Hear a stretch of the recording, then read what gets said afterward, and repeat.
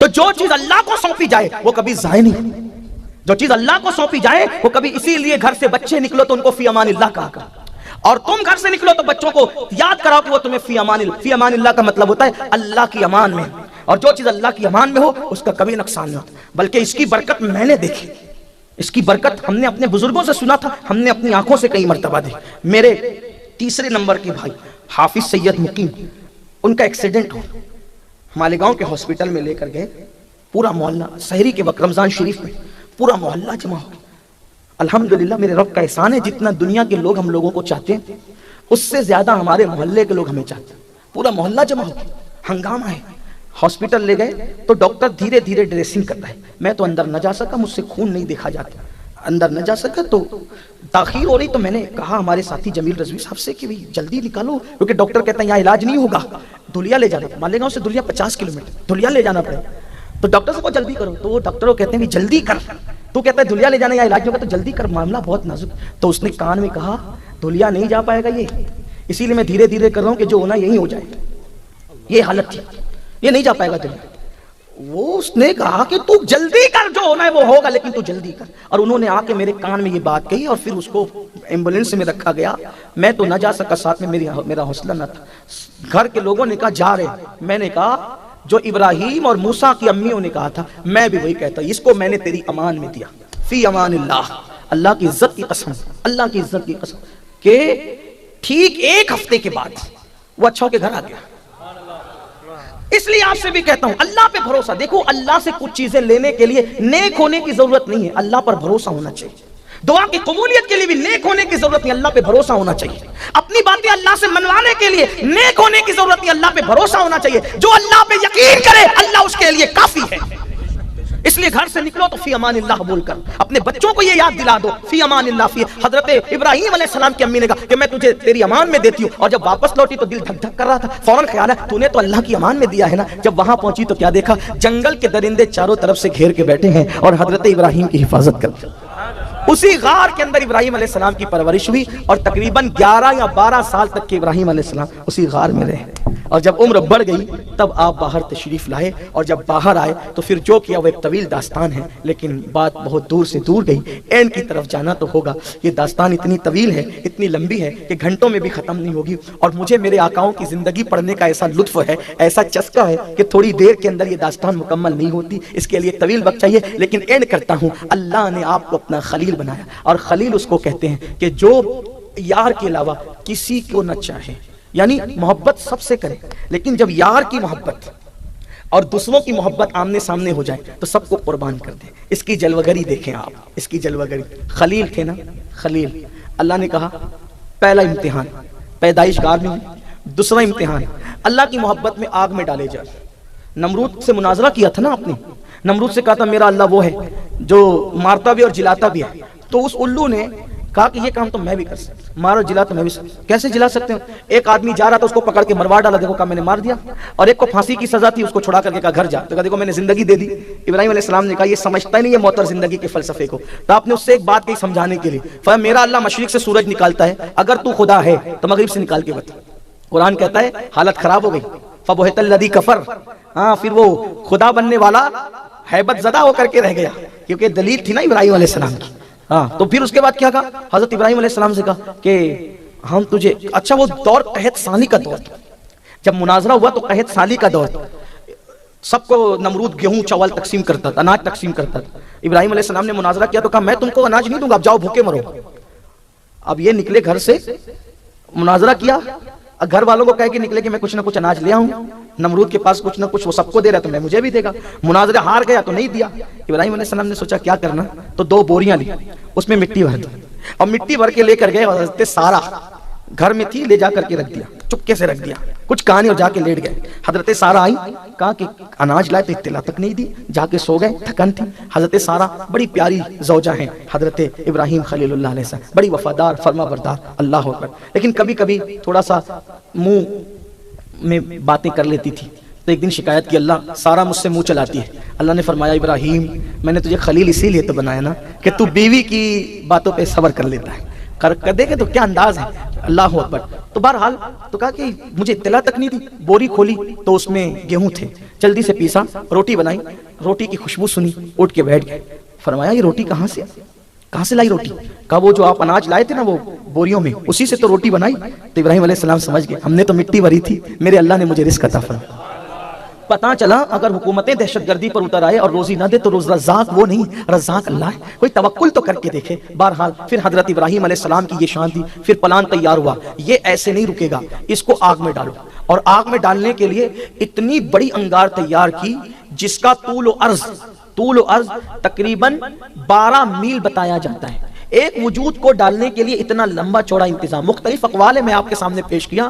اور اس کے بعد پورے عراق میں ہنگامہ، ابراہیم کو جلائیں گے، ابراہیم کو جلائیں گے، ابراہیم کو جلائیں گے، ابراہیم کو جلائیں گے۔ عورتیں ایسی اس معاملے میں جذباتی تھی کہ کوئی بیمار پڑتا تھا تو منتیں مانگتی تھی کہ میرا بیٹا اچھا ہو جائے گا تو ابراہیم کو جلانے کے لیے جو علاوہ تیار ہو رہے ہیں اس میں لکڑی لے جا کر کے ڈالوں گی، کیونکہ ابراہیم ہمارے خداؤں کو برا کہتا ہے، ہمارے خداؤں کو برا کہتا ہے، ہمارے خداؤں کو برا کہتا ہے۔ عورتیں چرکا کاٹتی ہے دن بھر، شام کو جو مزدوری ملتی ہے لے جا کے لکڑیاں ڈالتی ہے، لوگ منتیں مانگتے ہیں، حکومت لکڑیاں بھر رہی ہے۔ ایک وجود کو جلانے کے لیے 12 میل اتنا تیار کیا، یعنی حق سے باطل کتنا لرزہ برندام ہوتا ہے، اللہ اکبر۔ اور پھر تیار کی اور آگ لگائی تو وہ آگ ایسی جلی کہ لکھنے والوں نے لکھا ہے کہ پرندے اڑتے تھے ہواؤں میں تو جل کر زمین پہ گر جاتے تھے، وہ شرارے اس کے اٹھتے تھے۔ آگ تو جلا لی لیکن اب اتنی اس کی حرارت ہوئی کہ آگ میں ڈالنے جائے کون؟ یہ ایک بڑا مسئلہ پیدا ہو گیا، کیونکہ جو ڈالنے جائے گا اتنی آسانی سے تو جب کوئی جا نہیں سکتا قریب میں، اتنی انگار ہے کہ پرندے اڑتے ہوئے جل کے زمین پہ گر رہے ہیں، تو کیا کریں؟ تو آپ غور کریں، یہ بھی تاریخ ہے، جب بھی باطل، توجہ کریں، باطل جب بھی کسی معاملے میں اٹکتا ہے تو شیطان وہاں ان کی رہنمائی کرتا ہے۔ شیطان انسان کی بڈھے کی شکل میں آیا، بڈھے انسان کی شکل میں شیطان آیا اور ان کے ساتھ بیٹھا، نمرود اور ان کے رفقا کے ساتھ۔ کیوں پریشان ہو بھائی؟ تو کہا کہ ابراہیم کے لیے آگ تو جلا لی لیکن ڈالیں گے کیسے اس میں؟ اس نے کہا آسان ہے، میں تمہیں ایک مشین بنانا سکھاتا ہوں، ایسی مشین بناؤ۔ یہ تاریخ ہے جنرل نالج والوں کے لیے کہ منجنیق، جس کو گوفن کہتے ہیں، یہ منجنیق بنانا انسان کو شیطان نے سکھایا، یعنی کچھ باتیں بھی شیطان سکھاتا ہے۔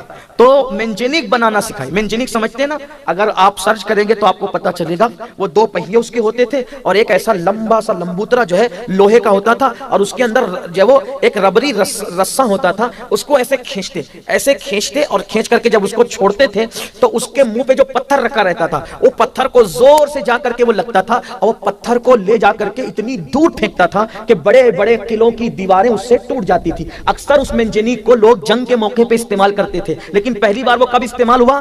پتھر رکھنے کے لیے نہیں، اس کے سرے پہ ابراہیم علیہ السلام کو رکھنے کے لیے۔ اور رسا، اب انہوں نے منجنیق بنائی شیطان کے بتانے پہ، اب شیطان نے منجنیق بنانا سکھایا تو ان کو پریکٹس بھی کروا رہا تھا کہ ایسے رسا کھینچو، رسا کھینچا پھر چھوڑا، رسا کھینچا تو برابر جا کر کے لگتا تھا۔ لیکن جس دن وہ ابراہیم علیہ السلام کو قید خانے سے نکال کے لائے اور پتھر کی جگہ ابراہیم علیہ السلام کو کپڑے اتار کر، آپ کا کرتا اتار کے آپ کو بٹھایا، بٹھانے کے بعد فرشتے چیخ پڑے، ایک ہی تو تیرا بندہ ہے جو تیرا نام لیتا ہے، تیری عبادت کرتا ہے، وہ بھی آگ میں جا کے جلے گا۔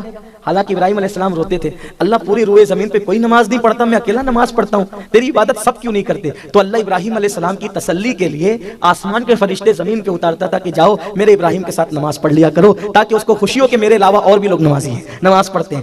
اب آپ سے پوچھتا ہوں، ابراہیم علیہ السلام کا دل دکھتا تھا کہ میرے علاوہ کوئی نماز نہیں پڑھتا، تو آج اگر ملت ابراہیمی کا دعویٰ کرنے والے اگر نماز نہیں پڑھتے تو کیا حضرت ابراہیم کا دل آج نہیں دکھتا ہوگا کہ میری ملت کا دم بھرنے والے، میری اولاد بننے والے، میری اولاد کہلانے والے جو ہے وہ نماز نہیں پڑھتے؟ اللہ اکبر۔ تو ابراہیم علیہ السلام کا کرتا اتارا اور رکھا۔ اب یہاں توجہ سے سننا، میں کہاں سے پڑھ رہا ہوں اب یہ چیز، کیونکہ میں بہت ساری کتابوں کا اتنے مجموعہ نچوڑ کے پیش کر رہا ہوں، یہ ساری داستان ایک کتاب میں نہیں ملے گی۔ اب میں روح البیان پر آ گیا ہوں۔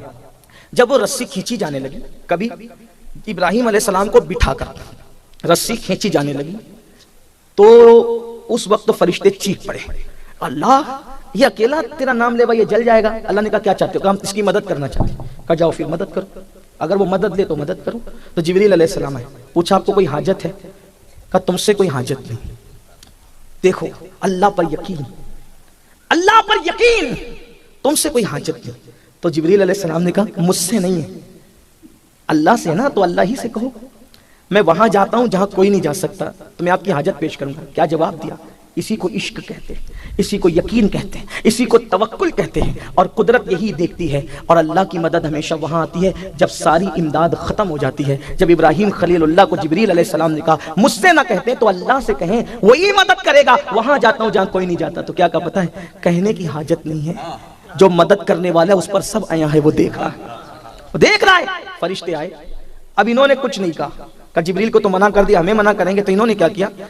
نمرود کے لوگ آدمی ادھر رسہ کھینچ رہے ہیں، ادھر فرشتے ادھر سے کھینچ رہے ہیں، تو کل تک کے رسہ آسانی سے کھینچتا تھا، جاتا تھا، آتا تھا، آتا تھا، جاتا تھا، لیکن آج ابراہیم علیہ السلام کو بٹھا کے رسہ کھینچا، رسہ کھینچاتا ہی نہیں، رسہ کیا کر ابراہیم کو بٹھا کے کیا ہو گیا کہ رسہ کھینچاتا ہی نہیں۔ اتنے میں پھر شیطان آیا، اور شیطان نے آ کر کے کہا رسہ ایسے نہیں کھینچائے گا، کچھ عورتوں کو بلاؤ، یہ روح البیان سے ماں بہنوں کی خاص توجہ، کچھ عورتوں کو بلاؤ، عورتوں کو بلایا، ان سے کہو اپنے دوپٹے اتار دو، جیسے انہوں نے اپنے دوپٹے اتارے فوراً رسہ کھینچ گیا، فوراً رسہ کھینچ گیا، ان کا کام ہو گیا۔ علامہ اسماعیل حقی رحمۃ اللہ علیہ اس پہ تفسیرہ کرتے ہوئے فرماتے ہیں، ہمارے بزرگوں نے تفسیرہ کیا، عورتیں آئی اور دوپٹہ انہوں نے سر سے ہٹایا تو رسہ کیوں کھینچ گیا؟ پہلے کیوں نہیں کھینچ رہا تھا؟ تو اس وقت ہمارے بزرگ فرماتے ہیں کہ ادھر سے نمرودی کھینچ رہے تھے، ادھر سے فرشتے کھینچ رہے تھے، تو چونکہ فرشتوں کی طاقت کے سامنے ان کی طاقت کام نہیں کر رہی تھی، تو شیطان نے کیا کیا؟ عورتوں کو بلوایا اور دوپٹے ہٹوائے، تو جیسے ہی اپنے سر سے ان عورتوں نے دوپٹے ہٹائے، اس دوپٹے ہٹانے کی نحوست سے سارے وہاں سے رحمت کے فرشتے چلے گئے واپس، کیونکہ جہاں کھلے سر والی عورت ہوگی وہاں پر رحمت کے فرشتے کبھی نہیں ہوں گے۔ اور اس پر اشارت النص کے اعتبار سے اگر یہ واقعہ لکھنے میں اسماعیل حقی صحیح ہیں، توجہ کرنا، کیونکہ بھئی قلم کسی کا بھی پھسل سکتا ہے آج کل، تو حالات لوگ ایسے ہی نا کہ لوگ تفسیریں کرتے ہیں یہ روایت ضعیف ہے اور ایسی ہے ویسی، اس لیے میں کہہ رہا ہوں ورنہ اسماعیل حقی میرے لیے دلیل ہے، ہم اپنے بزرگوں کو دلیل مانتے ہیں، لیکن اعتراض کرنے والوں کے لیے کہہ رہا ہوں اگر اسماعیل حقی اس واقعے کو لکھنے میں سچے ہیں، حق و ثواب پر ہیں، تو توجہ کریں، ابراہیم جیسا پیغمبر موجود ہیں، اور اگر عورت سر سے دوپٹہ ہٹا لیں تو وہاں بھی رحمت کے فرشتے ٹک نہیں رہے ہیں، بلکہ وہاں سے غیرت کی وجہ سے چلے جا رہے ہیں۔ نبی تو وہاں اللہ اکبر دشمن کے نرغے میں امتحان دے رہا ہے، نبی کا رہنا وہاں تو امتحان کی تکمیل کے لیے ہے، لیکن فرشتے وہاں رکے نہیں، چلے گئے۔ اب آپ سے پوچھنا چاہتا ہوں، آپ کہتے ہیں ہمارے گھر میں برکت نہیں، ہماری بیٹی کو رشتے نہیں، ہمارے گھر میں مصیبتیں، ہمارے گھر میں بیماریاں، اللہ کے بندو تمہاری بیٹیوں کے سر پہ دوپٹے کب ہے؟ تمہاری بیویوں کے سر پہ دوپٹے کب ہے؟ اللہ اکبر، رحمت کب ہوگی؟ جب رحمت کے فرشتوں کا نزول ہوگا۔ برکت کب ہوگی؟ جب رحمت کے فرشتوں کا نزول ہوگا۔ جس گھر میں رحمت کے فرشتے کبھی آئے ہی نہیں اس گھر میں رحمت کا نزول کیسے ہوگا؟ پھر آپ تعویذ کتنے بھی بڑے پیر سے لے لو، جس گھر میں رحمت کے فرشتے نہ آئے اس گھر کے اندر رحمت نہیں آ سکتی۔ یاد رکھو، اللہ اکبر، یہ فلسفہ شیطان نے نمرودیوں کو بتایا، اگر رحمت کے فرشتوں کو ہٹانا ہے تو عورتوں کو ننگے سر کر کے لا کے کھڑا کر دو، رحمت کے فرشتے چلے جائیں گے۔ اسی لیے یہود اور اسلام دشمن طاقتوں نے ایسا کیا کہ ہماری بیٹیوں کو آدھی آستین کے کپڑے پہنا دیے، ان کے سروں سے دوپٹے ہٹوا دیے۔ اللہ اکبر، عورتوں کو ننگا کیا جا رہا ہے، عورتوں کو عوریاں کیا جا رہا ہے، عورتوں کو بے پردہ کیا جا رہا ہے، تاکہ رحمت کے فرشتوں سے تم محروم ہو جاؤ اور تم در در کے بھکاری بنو۔ اگر رحمتیں چاہتے ہو تو اپنے گھر کی خواتین سے کہو کہ وہ اپنے گھر میں رہیں، تب بھی کم سے کم سر کو ڈھانک کر کے رکھیں۔ بلکہ اس سے بڑی ایک بات علامہ اسماعیل حقی نے لکھی ہے کہ جب اللہ کے رسول علیہ السلام پہلی وحی کے بعد گھر میں آئے، توجہ کریں، یہ سورۃ الانبیاء کے باب میں انہوں نے لکھی ہے اسماعیل حقی علیہ السلام، جب حضور گھر میں تشریف لائے تو حضرت خدیجہ سے کہا، اما خدیجہ پاک سے، زملونی مجھے چادر اڑاؤ، تو کہا کیا ہوا؟ فرمایا میں ایک فرشتہ دیکھ رہا ہوں، میں ایک فرشتہ دیکھ رہا ہوں۔ فرشتہ؟ ہاں۔ اس نے کیا کہا؟ اقرا بسم ربک الذی، پوری داستان بتائی۔ تو آپ کہا رکیے، ابھی وہ فرشتہ دکھتا ہے آپ کو؟ ہاں دکھ رہا ہے۔ ادھر آئے، ابھی دکھتا ہے؟ ہاں دکھتا ہے۔ اما جان خدیجہ نے سر سے دوپٹہ ہٹایا، یہ علامہ اسماعیل حقی نے لکھا، میں اس کو نقل کر رہا ہوں عبرت کے لیے۔ اپنے سر سے دوپٹہ ہٹایا، پھر پوچھا اے میرے سلطان وہ فرشتہ دکھ رہا ہے ابھی؟ کہا نہیں خدیجہ اب وہ نہیں دکھتا۔ پھر سر پہ دوپٹہ ڈالا، اب دکھتا ہے؟ ہاں دکھتا ہے۔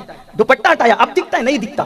فرمایا، عرض کیا واللہ یہ وہی فرشتہ ہے جو موسیٰ پر آیا تھا، جو عیسیٰ پر آیا تھا، جو نبیوں پر آیا تھا۔ یہ شیطان نہیں، یہ فرشتہ ہے۔ اگر یہ شیطان ہوتا اور دھوکہ دیتا تو دوپٹہ ہٹانے پر بھی وہ کھڑا موجود رہتا۔ وہ شیطان نہیں ہے بلکہ رحمت کا فرشتہ ہے، اس لیے ہم نے دوپٹہ ہٹایا تو وہ حیا کی۔ اور پانچواں رکن یہ حج کی ادائیگی کے ایام ہے۔ اس سے پہلے آپ سن چکے ہیں کسی محفل میں کہ ان ایام میں صدقہ دینا کتنی فضیلت رکھتا ہے۔ فرمایا گیا کہ جو ذی الحجہ کے ابتدائی ایام کے احترام میں ان دنوں میں صدقہ دیتا ہے، روئے زمین کی ساری دولت اسے صدقہ کرنے کا ثواب عطا کیا جاتا ہے۔ اگر ان دنوں کوئی کسی مومن کو، ایمان والے کو کپڑا دے تو اللہ اسے جنت کا لباس عطا فرمائے۔ اب ظاہر سی بات ہے جو جنتی ہوگا اسی کو تو جنت کا لباس دیا جائے گا، تو اس کا مطلب یہ ہے کہ کپڑا دینے پر جنت کے لباس کی بشارت ہی نہیں ہے بلکہ ساتھ میں جنت کی بشارت بھی ہے۔ تو بڑی برکتیں ہیں، بڑی فضیلتیں ہیں ان ایام میں۔ کسی بیمار کی عیادت کے لیے جانے کی بڑی برکتیں ہیں، بڑی فضیلتیں۔ یہاں تک فرمایا کہ کسی ایک بیمار کی عیادت کی تو امت محمدیہ کے سارے بیماروں کی عیادت کا ثواب عطا کیا جاتا ہے۔ اس لیے یہ دن بڑے مبارک ہیں، اور اب جو شب شروع بھی ہے تو یہ وہ شب ہے کہ حاجی اس وقت منا کے میدان کی طرف روانہ ہو رہے ہوں گے لبیک کی صدائیں پڑھتے ہوئے۔ 8 تاریخ کی صبح کو جاتے ہیں، لیکن آج کل راستے کی ٹریفک کی وجہ سے وہ شام ہی سے لے کر کے جانا شروع ہو جاتے ہیں۔ بہت کرم ہوتا ہے ان راتوں میں، اور میرے اللہ کی شان سے یہ بہت بعید ہے کہ وہ مخصوص لوگوں پہ کرم کرے اور بقیہ لوگوں کو محروم کر دے۔ اگر کرم وہاں چھما چھم برستا ہے تو اس کے اثرات ہم پر بھی ظاہر ہوتے ہیں۔ بہت برکت والے دن ہیں، بڑی برکت والی راتیں ہیں، اور اب ہمارے یہاں ہندوستان کی تاریخ کے حساب سے کل ہی سے انشاءاللہ تبارک و تعالی جو ہے وہ تشریق کے معاملات شروع ہو جائیں گے، اور 9ویں کی فجر ہی سے انشاءاللہ تبارک و تعالی تکبیر تشریق کا ماحول ہوگا، اور پھر اس وقت پوری امت اور ہم سب وہ عظیم عبادت جسے قربانی کہتے ہیں اس کی تیاریوں کے اندر مصروف ہیں۔ قربانی جسے کہا جاتا ہے یہ حضرت ابو الانبیاء سیدنا ابراہیم علیہ السلام کی سنت ہے۔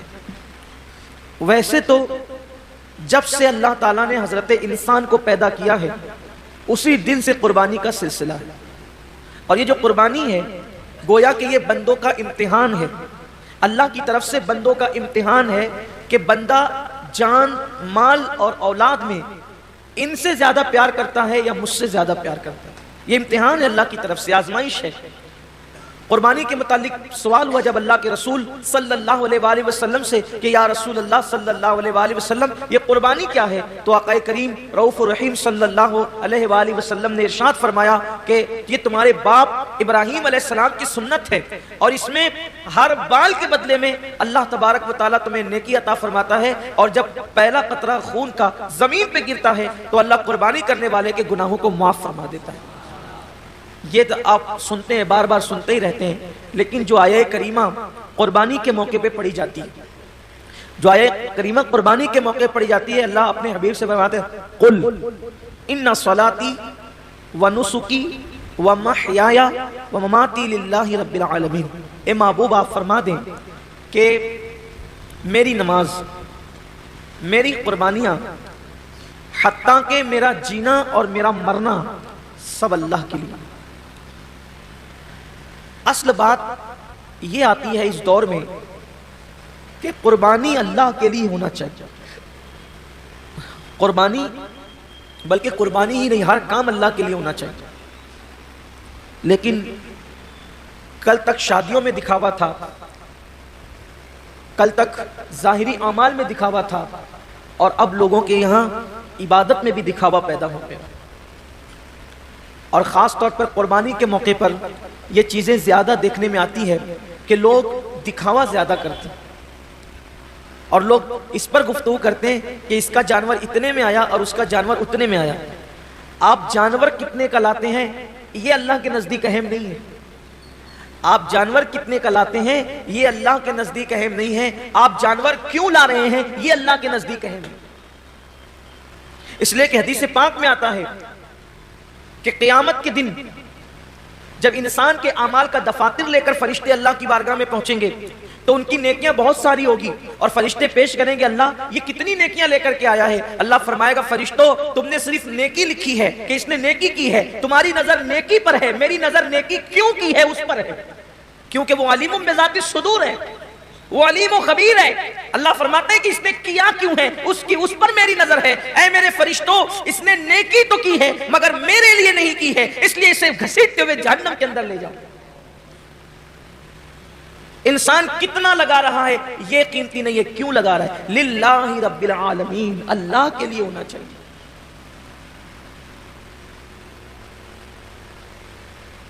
ایک مقام پر قرآن کہتا ہے کہ اللہ کے بارگاہ میں تمہارا خون اور گوشت نہیں پہنچتا قربانی کا. سورہ حج میں اللہ کا ارشاد ہے کہ تمہارا گوشت اور خون اللہ تک نہیں پہنچتا, اللہ تک تو تمہاری دلوں کی نیتیں پہنچتی ہیں, تمہارے دلوں کا تقوی پہنچتا ہے.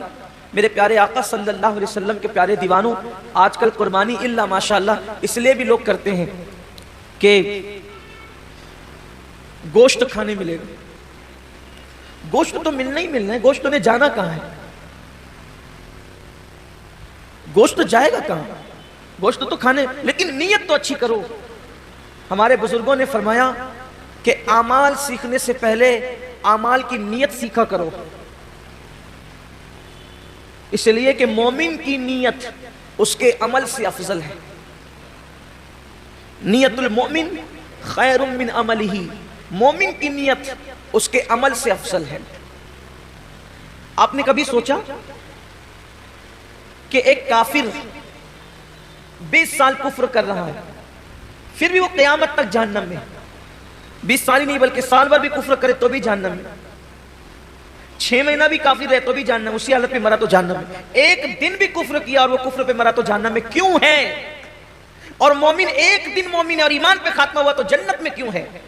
عمل کی وجہ سے نہیں بلکہ نیت کی وجہ سے. کافر کفر پر اس لیے مرا کہ جب تک زندہ رہتا کفر پر رہتا, اس لیے ہمیشہ جہنم میں نیت کی وجہ سے. اور مومن جنت میں اس لیے ہے کہ جب تک دنیا میں رہتا ایمان پر رہتا, ایمان پر رہنے کی نیت اس کو ہمیشہ جنت میں رکھ رہی ہے.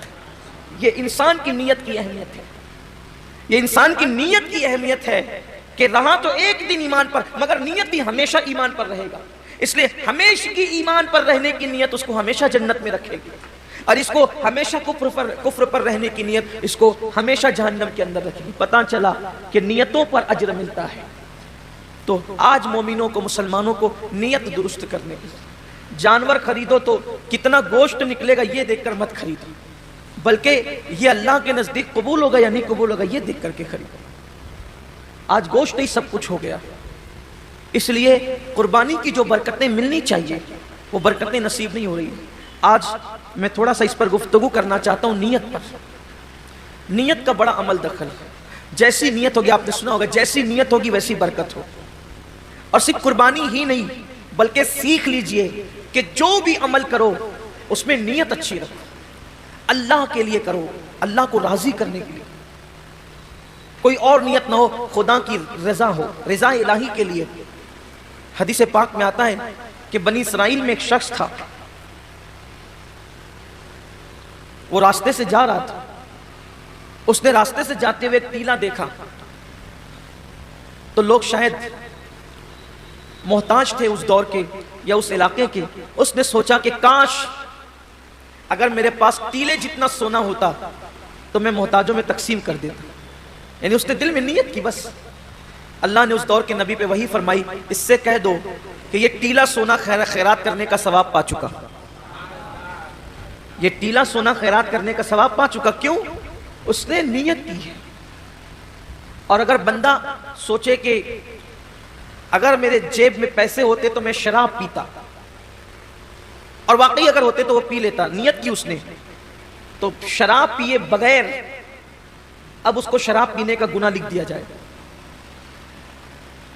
اس لیے کہ وہ تو ہے ہی اس عمل کے کرنے کا مکمل طور پر اس نے عازم ہے, وہ اس نے عزم کیا ہے, لیکن چونکہ اس کی مجبوری ہے کہ اس کے پاس پیسے نہیں ہیں, اس کے پاس اسباب نہیں ہیں.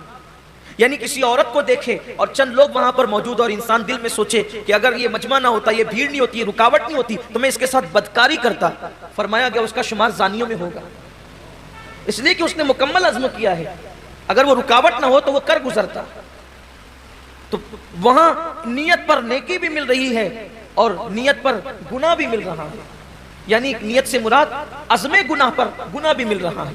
میرے آقا صلی اللہ علیہ وسلم کے دیوانوں، تو اللہ کے لیے بہت ساری عبادتیں انسان اللہ کے لیے نہیں کرتا، دکھاوے کے لیے کرتا ہے یا کسی اور نیت سے کرتا ہے، تو نیکی کر کے بھی وہ نیک نہیں ہوتا، بلکہ وہ اپنے ذوم میں اپنی فکر میں نیکی کر رہا ہوتا ہے، لیکن اس کا شمار گناہ کرنے والوں میں ہوتا ہے. جیسا کہ ایک حدیث پاک ہے، اس کے راوی حضرت سیدنا ابو ہریرہ رضی اللہ تعالیٰ عنہ ہیں. جب حضرت ابو ہریرہ رضی اللہ تعالیٰ عنہ تشریف لے گئے ملک شام، تو ملک شام پہنچنے پر لوگوں نے آپ سے عرض کی کہ اے صحابی رسول، اے اللہ کے رسول صلی اللہ علیہ وآلہ وسلم کے صحابی، آپ نے آقا کریم صلی اللہ علیہ وآلہ وسلم کی زیارت کی ہے، آپ ایک کام کریں کہ آپ ہمیں اللہ کے رسول علیہ السلام کی کوئی ایسی حدیث سنائیں جس پر ہم عمل کر کے نجات پائیں. اب بہت دھیان سے سننا آپ لوگ بھی، کہ سننے والے بہت طویل بات نہیں سن رہے تھے، بلکہ کوئی مختصر اور بہت جامع انہیں کوئی مضمون چاہیے تھا. یوں تو میرے آقا علیہ السلام کی ہر بات ہی جامع ہے، حضور نے جہاں جو بات کہی ہے اس بات کا کوئی جواب ہی نہیں. میرے امام فرماتے ہیں فصحا عرب کے بڑے بڑے تیرے آگے یوں ہے دبے لچے، کوئی جانے منہ میں زباں نہیں بلکہ جسم میں جان نہیں. حضور نے جب باتیں کہی ہے تو ان کی باتوں کا کیا کہنا. آج بھی آقا علیہ السلام کی حدیث پڑھی جاتی ہے تو انسان پر ایک عجیب سا کیف چھا جاتا ہے. جب دوسروں کی زبان سے گفتگو مصطفیٰ سنی جاتی ہے تو ایسا کیف آتا ہے، جب وہ اپنی زبان سے خود اپنی بات کرتے ہوں گے تو اس وقت تو کیف و سرور کا عالم کیا ہوتا ہوگا. تو آقا کریم صلی اللہ علیہ وآلہ وسلم کے صحابی حضرت ابو ہریرہ رضی اللہ تعالیٰ عنہ سے اہل شام نے کہا، اے ابو ہریرہ، آپ آقا کریم صلی اللہ علیہ وآلہ وسلم کی کوئی ہمیں ایسی حدیث سنائیں کہ جس پہ عمل کر کے ہم نجات پائیں. اب یعنی کہ سنا تو بہت تھا حضرت ابو ہریرہ نے، لیکن اب کوئی ایسی روایت اس میں سے نکالنا ہے جو مختصر بھی ہو اور لوگوں کے لیے راہ نجات بھی ہو. اللہ اکبر. سیدنا ابو ہریرہ گویا کہ اپنے حافظے پر جو ہے وہ زور دینے لگے کہ میرے پاس جو ذخیرہ حدیث کا میرے حافظے کے اندر ہے ان میں سے کوئی ایک ان کو سنانا ہے. لیکن روایتوں میں آتا ہے، راوی بیان کرتے ہیں کہ جیسے ہی حضرت سیدنا ابو ہریرہ رضی اللہ تعالیٰ عنہ کو وہ حدیث یاد آئی وہ جس کو بیان کرنا چاہتے تھے، حضرت ابو ہریرہ صرف حدیث کا مضمون یاد کر کے بے ہوش ہو کے زمین پہ گر جاتے ہیں.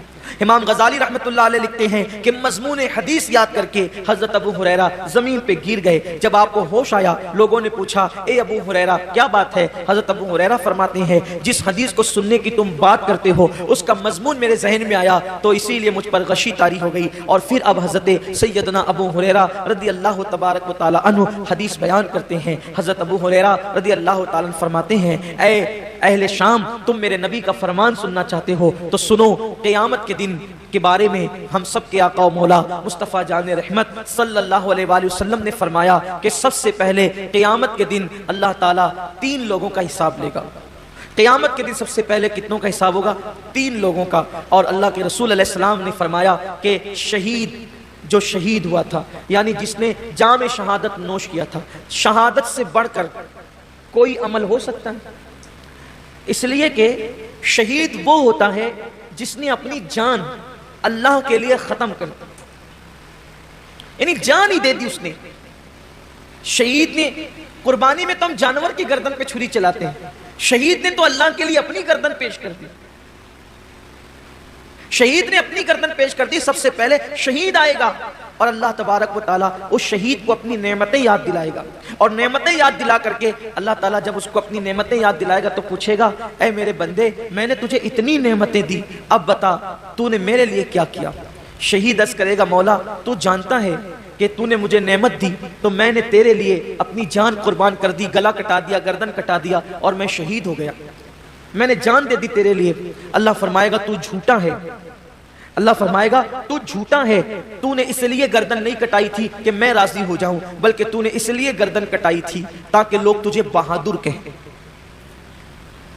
لوگ تجھے بہادر کہیں. بہادر کہلانے کی وجہ سے تو نے یہ کام کیا تھا، سو وہ لوگوں نے تجھے کہہ دیا اور میں نے تجھے بہادر کہلوا دیا. اس لیے آج تیرے لیے میرے پاس نہیں ہے کچھ، اور تو نے جس کے لیے عمل کیا تھا اب جا کر کے ان سے صلہ حاصل کر لے. گھر کی فریج بھرنے والوں، اور گھر کی فریج بھرنے کے لیے قربانی کرنے والوں یا لوگوں کی جھوٹی شہرت کے لیے قربانی کرنے والوں، ذرا ہوش کے ناخون لو. یہاں تو جانور کی گردن پہ چھری ہے، وہاں تو اس نے اپنی گردن کٹائی. اللہ فرمائے گا تو جھوٹا ہے، بہادر کہلانے کے لیے شہید ہوا تھا، جس کے لیے تو نے یہ کام کیا تھا جا کے ان سے صلہ حاصل کر، آج تیرے لیے میرے پاس کچھ نہیں ہے. اور اللہ فرشتوں سے کہے گا اس بدبخت کو گھسیٹ کر کے جہنم میں لے جاؤ. میں یہ نہیں کہتا کہ قربانی کا گوشت گھر میں رکھنا جائز نہیں، پورا بھی رکھ سکتے ہو، لیکن اللہ کے لیے تو کوئی قربانی کرے. قربانی کا جانور آنے کے بعد خود ہی سے بتاتے پھرتے ہو کہ اتنے کا لائے اور اتنے کا لائے. پوچھا کس نے تھا اتنے کا لائے ہو؟ اور کتنے کا بھی لائے ہو اس کو پسند آ جائے تو کامیاب ہے، ورنہ اور گوشت کی سوا کیا ہے. اس کا چرچا مت کرو کہ آپ قربانی کتنے کی کریں، اس لیے کہ کبھی کبھی وہ بہت چھوٹوں کی بھی قبول کر لیتا ہے، بہت چھوٹی قربانیاں بھی وہ قبول کر لیتا ہے، وہ بہت بڑی بڑی بھی رد کر دیتا ہے. اللہ کے رسول صلی اللہ علیہ وآلہ وسلم نے ایک جنگ کے موقع پر صحابہ سے فرمایا کہ آج اسلام کو پیسوں کی اور چندے کی ضرورت ہے، سو لاؤ. اللہ نے جس کو جتنی حیثیت دی. ایک بوڑھی عورت کو پتا چلا کہ اللہ کے رسول نے اسلام کے لیے کچھ طلب فرمایا ہے، تو اس نے ایک یہودی کے گھر جا کر اس سے کہا کہ چند سیر کھجورے مجھے قرض دے دے، میں تجھے لوٹا دوں گی چرخہ کاٹ کے. اور جب وہ کھجورے لے کر کے آئی تو سرکار کے ہاتھوں میں دے دیا. اللہ کے رسول نے فرمایا کہ جتنا یہ ڈھیر لگا ہے نا چندے کا، اس کی دو دو کھجوریں سارے ڈھیر پہ رکھ دو. کمیت میں زیادہ نہیں تھی وہ، یعنی کوانٹیٹی میں زیادہ نہیں تھی، بہت مختصر سی کھجوریں تھی، لیکن سب کے صدقے پر، سب کے چندے پر اس کا چندہ ملا کر کے رکھا گیا. پوچھا گیا یا رسول اللہ سب کا ایک ایک جگہ رکھا اور اس کا سب پر پھیلا دیا؟ حضور نے فرمایا اس بڑھیا کا اخلاص اتنا ہے کہ اس کے صدقے میں اللہ نے سب کا قبول کر لیا ہے. بات کوانٹیٹی کی نہیں ہے، کوالٹی کی ہے. بات کوالٹی کی ہے. اگر آپ 70,000 کا جانور بھی خرید کر کے لائیں، نیت اچھی نہیں ہے تو آپ 7,000 والے سے آگے نہیں بڑھ سکتے، اور 7,000 والے کی نیت اچھی ہے تو وہ 70,000 والے سے آگے ضرور بڑھ جائے. نیت بہت اچھی ہونی چاہیے، نیت کے اندر کوالٹی ہونی چاہیے. تو حضرت سیدنا ابو ہریرہ رضی اللہ تعالیٰ عنہ فرماتے ہیں کہ وہ شہید ہوگا، شہادت کے بعد بھی اس کو جہنم میں لے جایا جائے. پھر فرماتے ہیں ایک دوسرا بندہ اللہ کی بارگاہ میں آئے، اور آنے کے بعد وہ بندہ جب حاضر ہوگا تو اللہ رب العزت اس کو اپنی نعمتیں یاد دلائے گا. اور جب اللہ تعالیٰ اس کو اپنی نعمتیں یاد دلائے گا تو اللہ فرمائے گا کہ بندے تو نے میرے لیے کیا کیا؟ تو وہ جواب دے گا مولا میں نے علم حاصل کیا، علم پڑھا، اور علم سے میں نے خوب خدمت کی، تلاوت قرآن کی اور پڑھا پڑھایا، سب کچھ کیا، اپنا وقت دیا، وقت لگایا. اللہ فرمائے گا تو جھوٹا ہے، تو اس لیے تقریریں کرتا تھا، علم پڑھاتا تھا، خطابت کرتا تھا، تلاوت کرتا تھا کہ لوگ تجھے عالم کہے، قاری کہے، سو تجھے کہلوا دیا گیا. آج تیرے لیے ہمارے پاس کچھ نہیں ہے، جن کے لیے کیا تھا انہی سے صلہ مانگ. اور اللہ فرمائے گا اس کو بھی منہ کے بل گھسیٹتے ہوئے جہنم میں لے جاؤ. یعنی جس نے علم پڑھایا تھا، رات رات بھر مطالعہ کیا تھا، دن دن بھر لوگوں کے درمیان جا کر کے علوم حاصل کیے تھے، علم حاصل کیا تھا، لوگوں کے پاس سیکھا بھی تھا، سکھایا بھی تھا، تلاوتیں بھی کی تھی، لیکن اس کو وہاں کوئی صلہ نہیں ملے گا، اس لیے کہ اللہ کی رضا نہیں تھی، نیت اچھی نہیں تھی. آج آپ دیکھیں کہ ہماری نیتیں کہاں تک مخلص ہیں، ہماری نیتوں میں کہاں تک اخلاص ہے. قرآن تو کہہ رہا ہے وَمَحْيَايَ وَمَمَاتِي لِلَّهِ رَبِّ الْعَالَمِينَ کہ جینا بھی اللہ کے لیے اور مرنا بھی اللہ کے لیے. یہاں تو چند تھوڑی بہت عبادت بھی اللہ کے لیے نہیں کر سکتے، بلکہ حد تو یہ ہے کہ لوگ جنازے میں بھی جاتے ہیں تو اللہ کے لیے نہیں جاتے. حد تو یہ ہے کہ لوگ الیاذ باللہ جمعہ کی نماز میں بھی آتے ہیں تو لوگ سوچتے ہیں کہ کچھ لوگ مجھے دیکھ لیں کہ میں بھی مسجد میں آیا.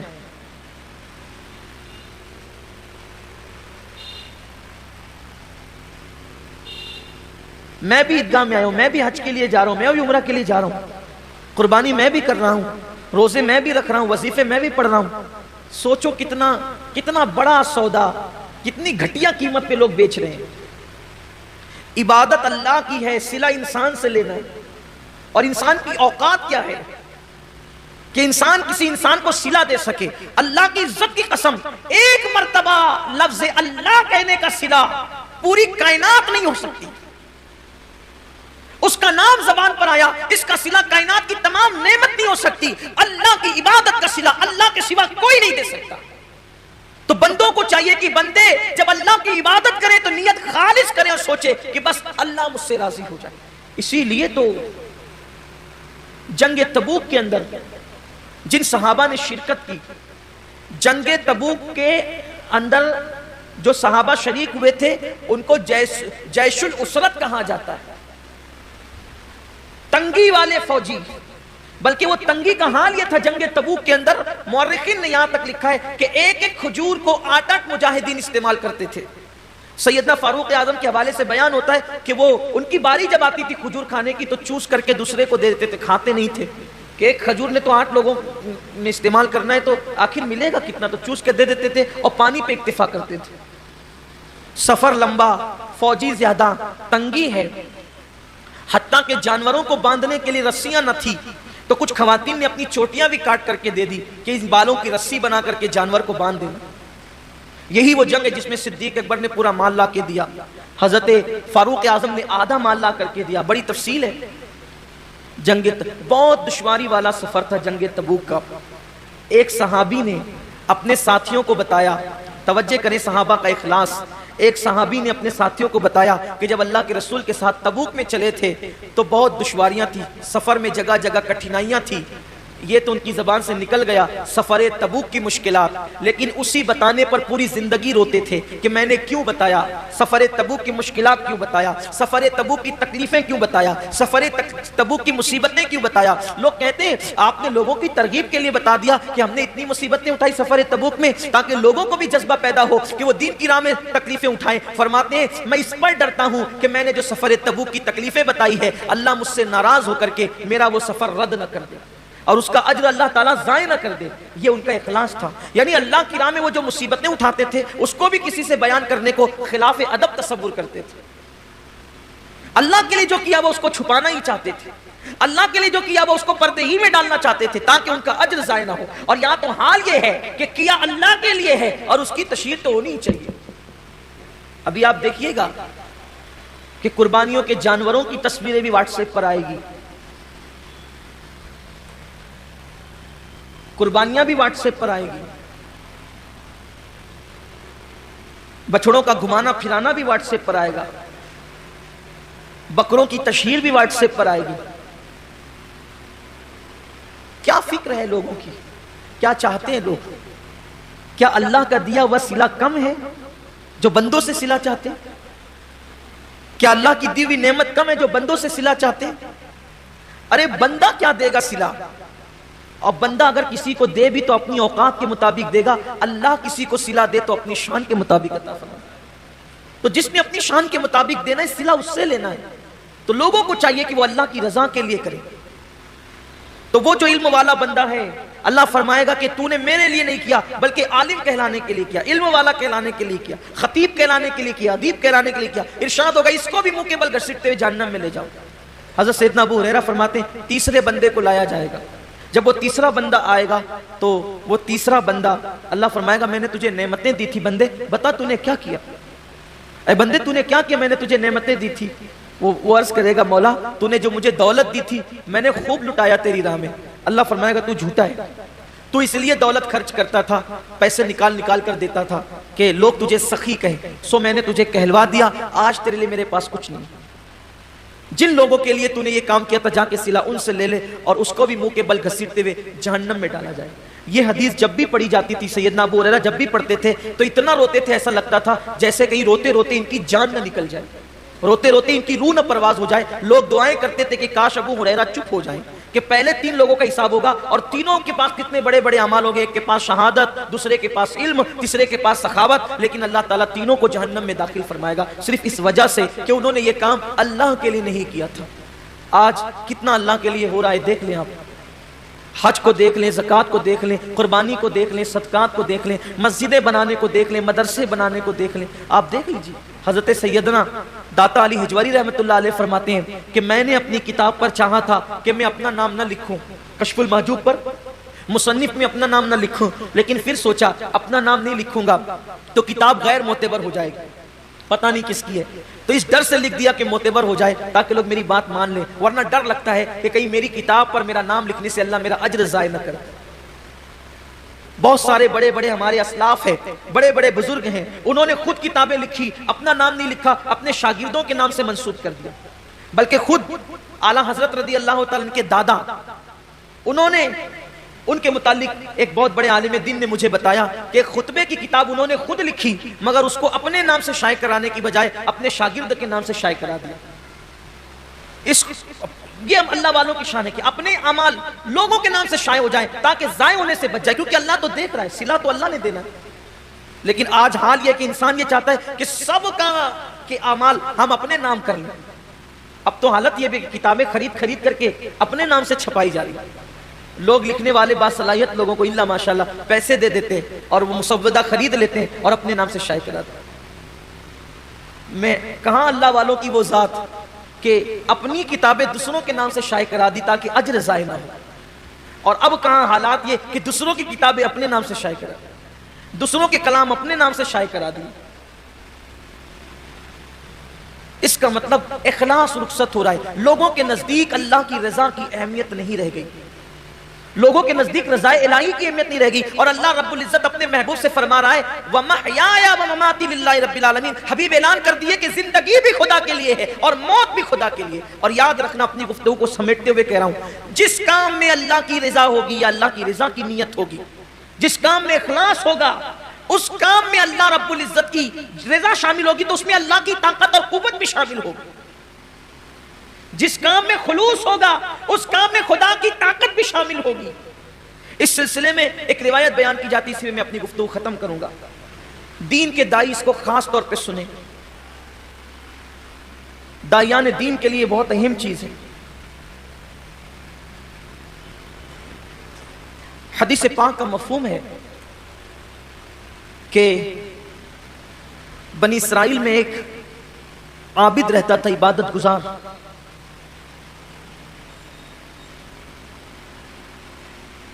اس نے دیکھا کہ اس کے علاقے کے لوگ ایک درخت کی پوجا کرتے ہیں، درخت کی عبادت کرتے ہیں۔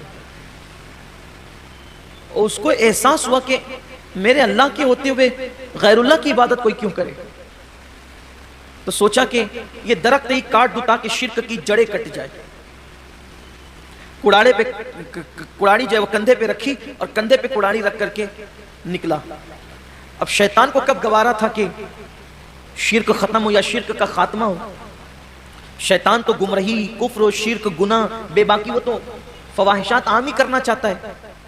تو وہ آیا، اب یہاں دھیان سے سننا، بہت غور سے سننے کی بات۔ شیطان آیا اور اس نے آ کر کے پہلے اس کو یہ کہا کہ آپ کہاں جا رہے ہیں؟ شیطان کی عادت ہے جیسا آدمی ویسی بات، آپ کہاں جا رہے ہیں؟ اس نے کہا یہ درخت ہے، لوگ اس کی عبادت کرتے ہیں، شرک کرتے ہیں، میں اس کو کاٹنے جا رہا ہوں تاکہ لوگوں کو شرک سے نجات مل جائے۔ اس نے کہا میں تجھے جانے نہیں دوں، اپنا اپنا کام کرو، جاؤ۔ اس نے کہا میں جاؤں گا۔ کہا کہ میں جانے نہیں دوں گا۔ اس نے کہا میں جاؤں گا۔ تو کہا اگر تو جائے گا تو تیرے لیے ایک شرط ہے، اگر تجھے جانا ہے تو پہلے تجھے مجھ سے لڑنا پڑے گا، پھر میں تجھے جانے دوں گا۔ اب چونکہ اس کے اندر اخلاص بھرا تھا، حالانکہ شیطان سے لڑنا کوئی آسان کام نہیں، شیطان کے پاس اتنی طاقت ہے کہ وہ 2 انگلیوں میں انسان کو مسل سکتا ہے، کیونکہ وہ آگ سے بنا ہوا ہے نا، وہ آگ سے بنایا گیا، مسلے گا تو انسان مر ہی جائے گا۔ لیکن جہاں اللہ کی رضا ہوگی وہاں اللہ کی قوت بھی ہوگی، یہ خاص بات، اللہ کی طاقت بھی۔ بڑی معذرت کے ساتھ اگر آپ برا نہ مانے تو میں ایک بات کہوں، قربانیوں کے معاملے میں جو کھینچا تانی مچی ہے نا ہندوستان میں، شاید اخلاص میں کمی آئی ہے تو یہ دن دیکھنے پڑے۔ میرا ایمان کہتا ہے کہ اگر یہ کام اللہ کے لیے ہوتا تو کسی کی ماں نے دودھ نہ پلایا تھا کہ یہ دن ہمیں دکھا، مگر ہم نے اللہ کے لیے کرنا جب چھوڑا اور ٹکیا اور کباب کے پیچھے پڑ گئے، پھر دنیا نے یہ دن۔ ہنسنے کی بات نہیں ہے یہ، اس لیے کہ جس کام میں رضا الہی ہو، میں یہ نہیں کہتا کہ سب کی نیت اس اکثر کی جو ہے وہ میں بات اکثریت کی بات کروں، اللہ کے کچھ بندے ہیں ایسے جنہیں آپ انگلیوں پہ گن سکتے ہیں، بلکہ اب تو میں لوگوں کو یہ بھی کہتے ہوئے سنو کہ یار گوشت ووشت اب آتا نہیں ہے تو اپنے گھر کے لیے اپنے خود ہی قربانی کریں. یعنی قربانی گھر کے لیے ہو رہی ہے, اللہ کے لیے نہیں ہو رہی. یہ ہم نے اپنے کانوں سے کہتے ہوئے سنا ہے کہ اب گوشت کوئی بانٹتا اٹھتا نہیں ہے تو ہم بھی اپنے گھر کے لیے کریں. یعنی نہیں آ رہا ہے نا گوشت, تو خریدنے سے اچھا ہے کہ ہم بھی کچھ پیسے زیادہ ڈال کر کے ایک جانور ذبح کر لیں. یہ صورتحال وہ اللہ کی رضا کا والے جو کام ہوتے ہیں پھر اس میں قدرت کی قوت شامل ہوتی. اگر آج بھی مسلمان توبہ کر کے مخلص ہو جائیں, مجھے اللہ کی ذات سے امید ہے, دیکھیں ابھی حالت بدلیں گی, ابھی مسلمانوں کی حالت بدلے گی, لوگ اللہ کے لیے کریں گے. تو شیطان نے کہا کہ مجھ سے تجھے لڑنا پڑے گا تب تو جائے گا. اس نے کہا ٹھیک ہے میں لڑنے کے لیے تیار ہوں. دونوں کشتی لڑنے لگے. اس عابد نے شیطان کو پچھاڑ دیا, اس کے سینے پہ بیٹھ گیا. یعنی اللہ نے اس میں اتنی طاقت دے دی, شیطان کو پچھاڑ دیا. شیطان کسی سے نہیں ہارتا سوائے مخلصین کے, صرف وہ اخلاص والوں سے ہارتا ہے. بڑا بڑا پہلوان اس کے نزدیک کوئی اہمیت نہیں رکھتا, اس کے نزدیک سب سے بڑا پہلوان مخلص ہے, یعنی اللہ کے لیے کام کرنے والا ہے. وہاں دبلے پتلے کا اعتبار نہیں ہے, وہاں سب سے بڑی طاقت اخلاص کی طاقت ہے. کیونکہ جب اس نے کہا تھا کہ میں بیٹھ کر تیرے بندوں کو بہکاؤں گا ورگلاؤں گا, تو اللہ نے فرمایا تھا جا, تجھ پر میرے مخلص بندوں پر تیرا وار نہیں چلے گا, میرے مخلصین پر تیرا وار نہیں چلے گا. یعنی اہل اخلاص کو تو نہیں بگاڑ سکتا جو میرے لیے زندگیاں گزارتے ہیں. تو پچھاڑ دیا. اس نے کہا نہیں دوبارہ پھر مقابلہ, دوبارہ پھر پچھاڑا, پھر نہیں سہبارہ پھر مقابلہ, تیسری بار پھر پچھاڑ دیا. اب جب تینوں بار شیطان ہار گیا, اب دیکھو کیسے حملہ کیا. شیطان جب تینوں بار ہار گیا تب عابد نے کہا اب تو میں جا سکتا ہوں, اب تو میرا حق ہے جانے کا. اس نے کہا دیکھو ایک اچھی بات کیا, تم غریب آدمی دن بھر پیسہ کماتے ہو, رات کو عبادت کرتے, اگر یہ کمانے کی محنت سے اور مصیبت سے آپ کو نجات مل جائے تو آپ دن بھر عبادت میں گزار سکتے ہو. اگر تم یہ کام نہیں کرو گے, ان کو ان کے حال پہ چھوڑو, ان کو ان کے حال پہ چھوڑو. اگر تم یہ کام نہیں کرو گے تو تم سے پوچھ تھوڑی ہوگی. تمہارے بستر میں تکیے کے نیچے روزانہ تمہاری ضرورت کے مطابق جتنا تم کماتے ہو 2 درہم تمہیں مل جائیں گے. مست دن بھر 1 درہم خرچہ کرنا, 1 درہم میں کھانا پینا اور دن بھر عبادت کرنا, کتنی عبادت ہوگی. یہاں تو دن بھر کماتے ہو پھر رات میں تھوڑی سی عبادت کرتے ہو, یا تو دن بھر عبادت ہوگی. جاؤ واپس لوٹ جاؤ, 2 درہم ملا کریں گے. یہاں پتا چلا شیطان کو دن بھر کی عبادت منظور ہے, شیطان کو دن بھر کی عبادت منظور ہے, مگر دین کی تبلیغ منظور نہیں ہے ایک لمحے کی.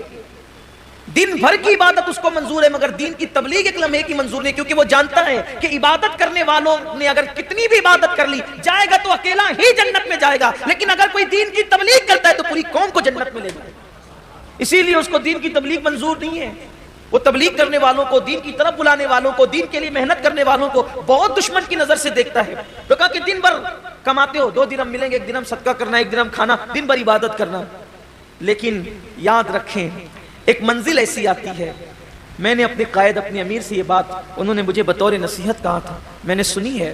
حضرت نے فرمایا تھا کہ بڑی بڑی محنت مشقت اور مصیبتیں جس انسان کو مشن سے نہیں روکتی, بڑی بڑی محنتیں اور مشقتیں اور تکلیفیں جس انسان کو اپنے مشن سے نہیں روکتی, اگر اس کے راستے میں راحت, پیسے اور آسائش بکھیر دی جائے, نعمتیں بکھیر دی جائے, تو جو انسان مصیبتوں سے مشن سے نہیں رکتا وہ عیش و عشرت کی لالچ میں اپنے مشن سے رک جاتا ہے. اسی لیے اللہ کے رسول علیہ السلام اپنے صحابہ سے کہتے تھے, اے میرے صحابہ مجھے میرے چلے جانے کے بعد دنیا سے تم پر یہ خوف نہیں کہ میرے بعد تم مشرک ہو جاؤ گے, میرے بعد میری امت مشرک ہو جائے گی, مجھے اس کا خوف نہیں ہے. خوف اس کا ہے کہ میرے بعد میری امت دنیا کی محبت میں مبتلا ہو جائے گی, مال و دولت کی محبت میں مبتلا ہو جائے گی. لوگوں کے دلوں کے اندر دنیا کی محبت رچے گی, مال و دولت کی محبت رچے گی, لوگ دنیا دار ہو جائیں گے. اور دیکھ لو آج لوگ الحمدللہ مشرک نہیں ہوئے, لیکن بہرحال لوگ دنیا داری میں مصروف ہو گئے. دنیا کی محبت اس قدر لوگوں کے دلوں میں آ گئی ہے کہ اللہ اکبر, ایک طرف اذان ہو رہی ہے اور ایک طرف دکان ہے, تو لوگ نماز پر دکان کو ترجیح دیتے. کیا وہ حسین اور خوبصورت دن تھے جب اذان ہوتی تھی تو مسلمانوں کی دکانیں یہ کہہ کے بند ہو جاتی تھی, گاہکوں کو کہہ کے کہ ابھی واپس جاؤ, نماز کے بعد آنا. جب تک مسلمان یہ کہتا تھا واپس جاؤ نماز کے بعد آنا, تب تک مسلمان کی دکان پہ کبھی مندی نہیں منڈلاتی تھی.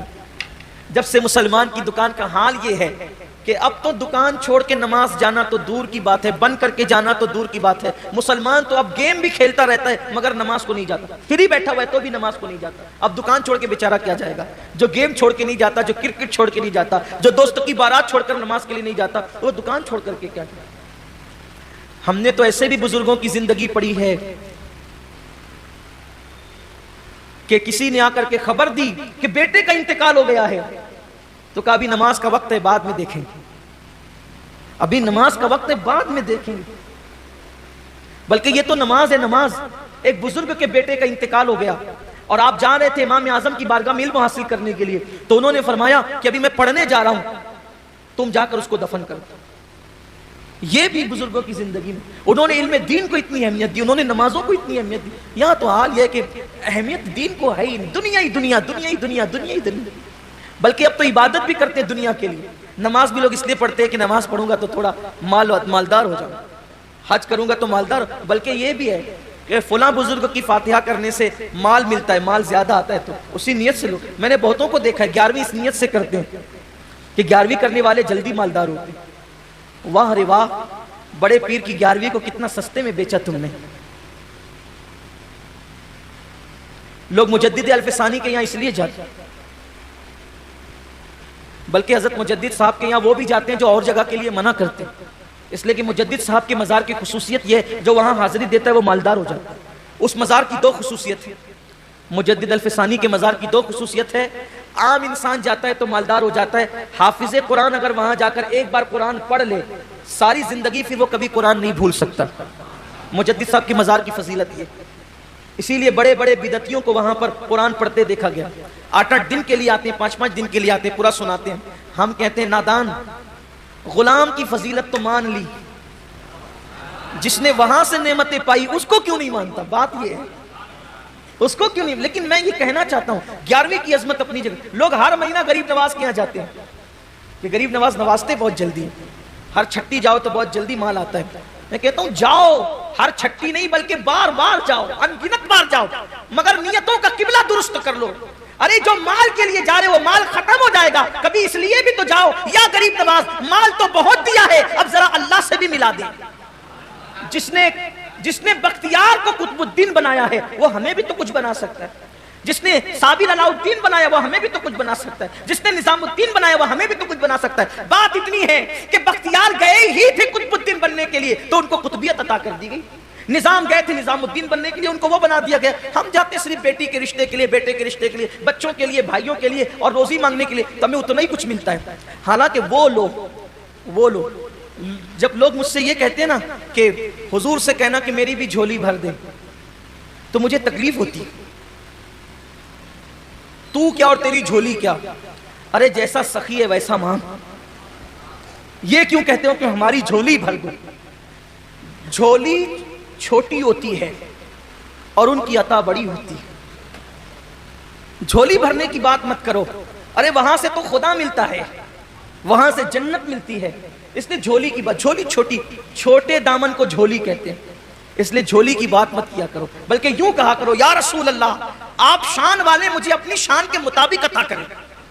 اور ہم تو یہ کہتے ہیں یا رسول اللہ میں کیا، میری اوقات کیا، میری جھولی کیا، میرا دامن لاؤں گا تو میں اپنی طاقت کے مطابق لاؤں گا، دامن بھی دو اور جھولی اور دامن بھی عطا کرو، دامن بھی عطا کرو اور دامن میں بھیک بھی عطا کرو، دامن بھی دو دامن میں بھیک بھی عطا کرو۔ میں دامن لاؤں گا تو اپنی اوقات کے مطابق لاؤں گا، آپ دامن دیں گے تو اپنی شان کے مطابق دیں گے، تو دامن بھی شاندار ہوگا اور دامن کی بھیک بھی شاندار ہوگا۔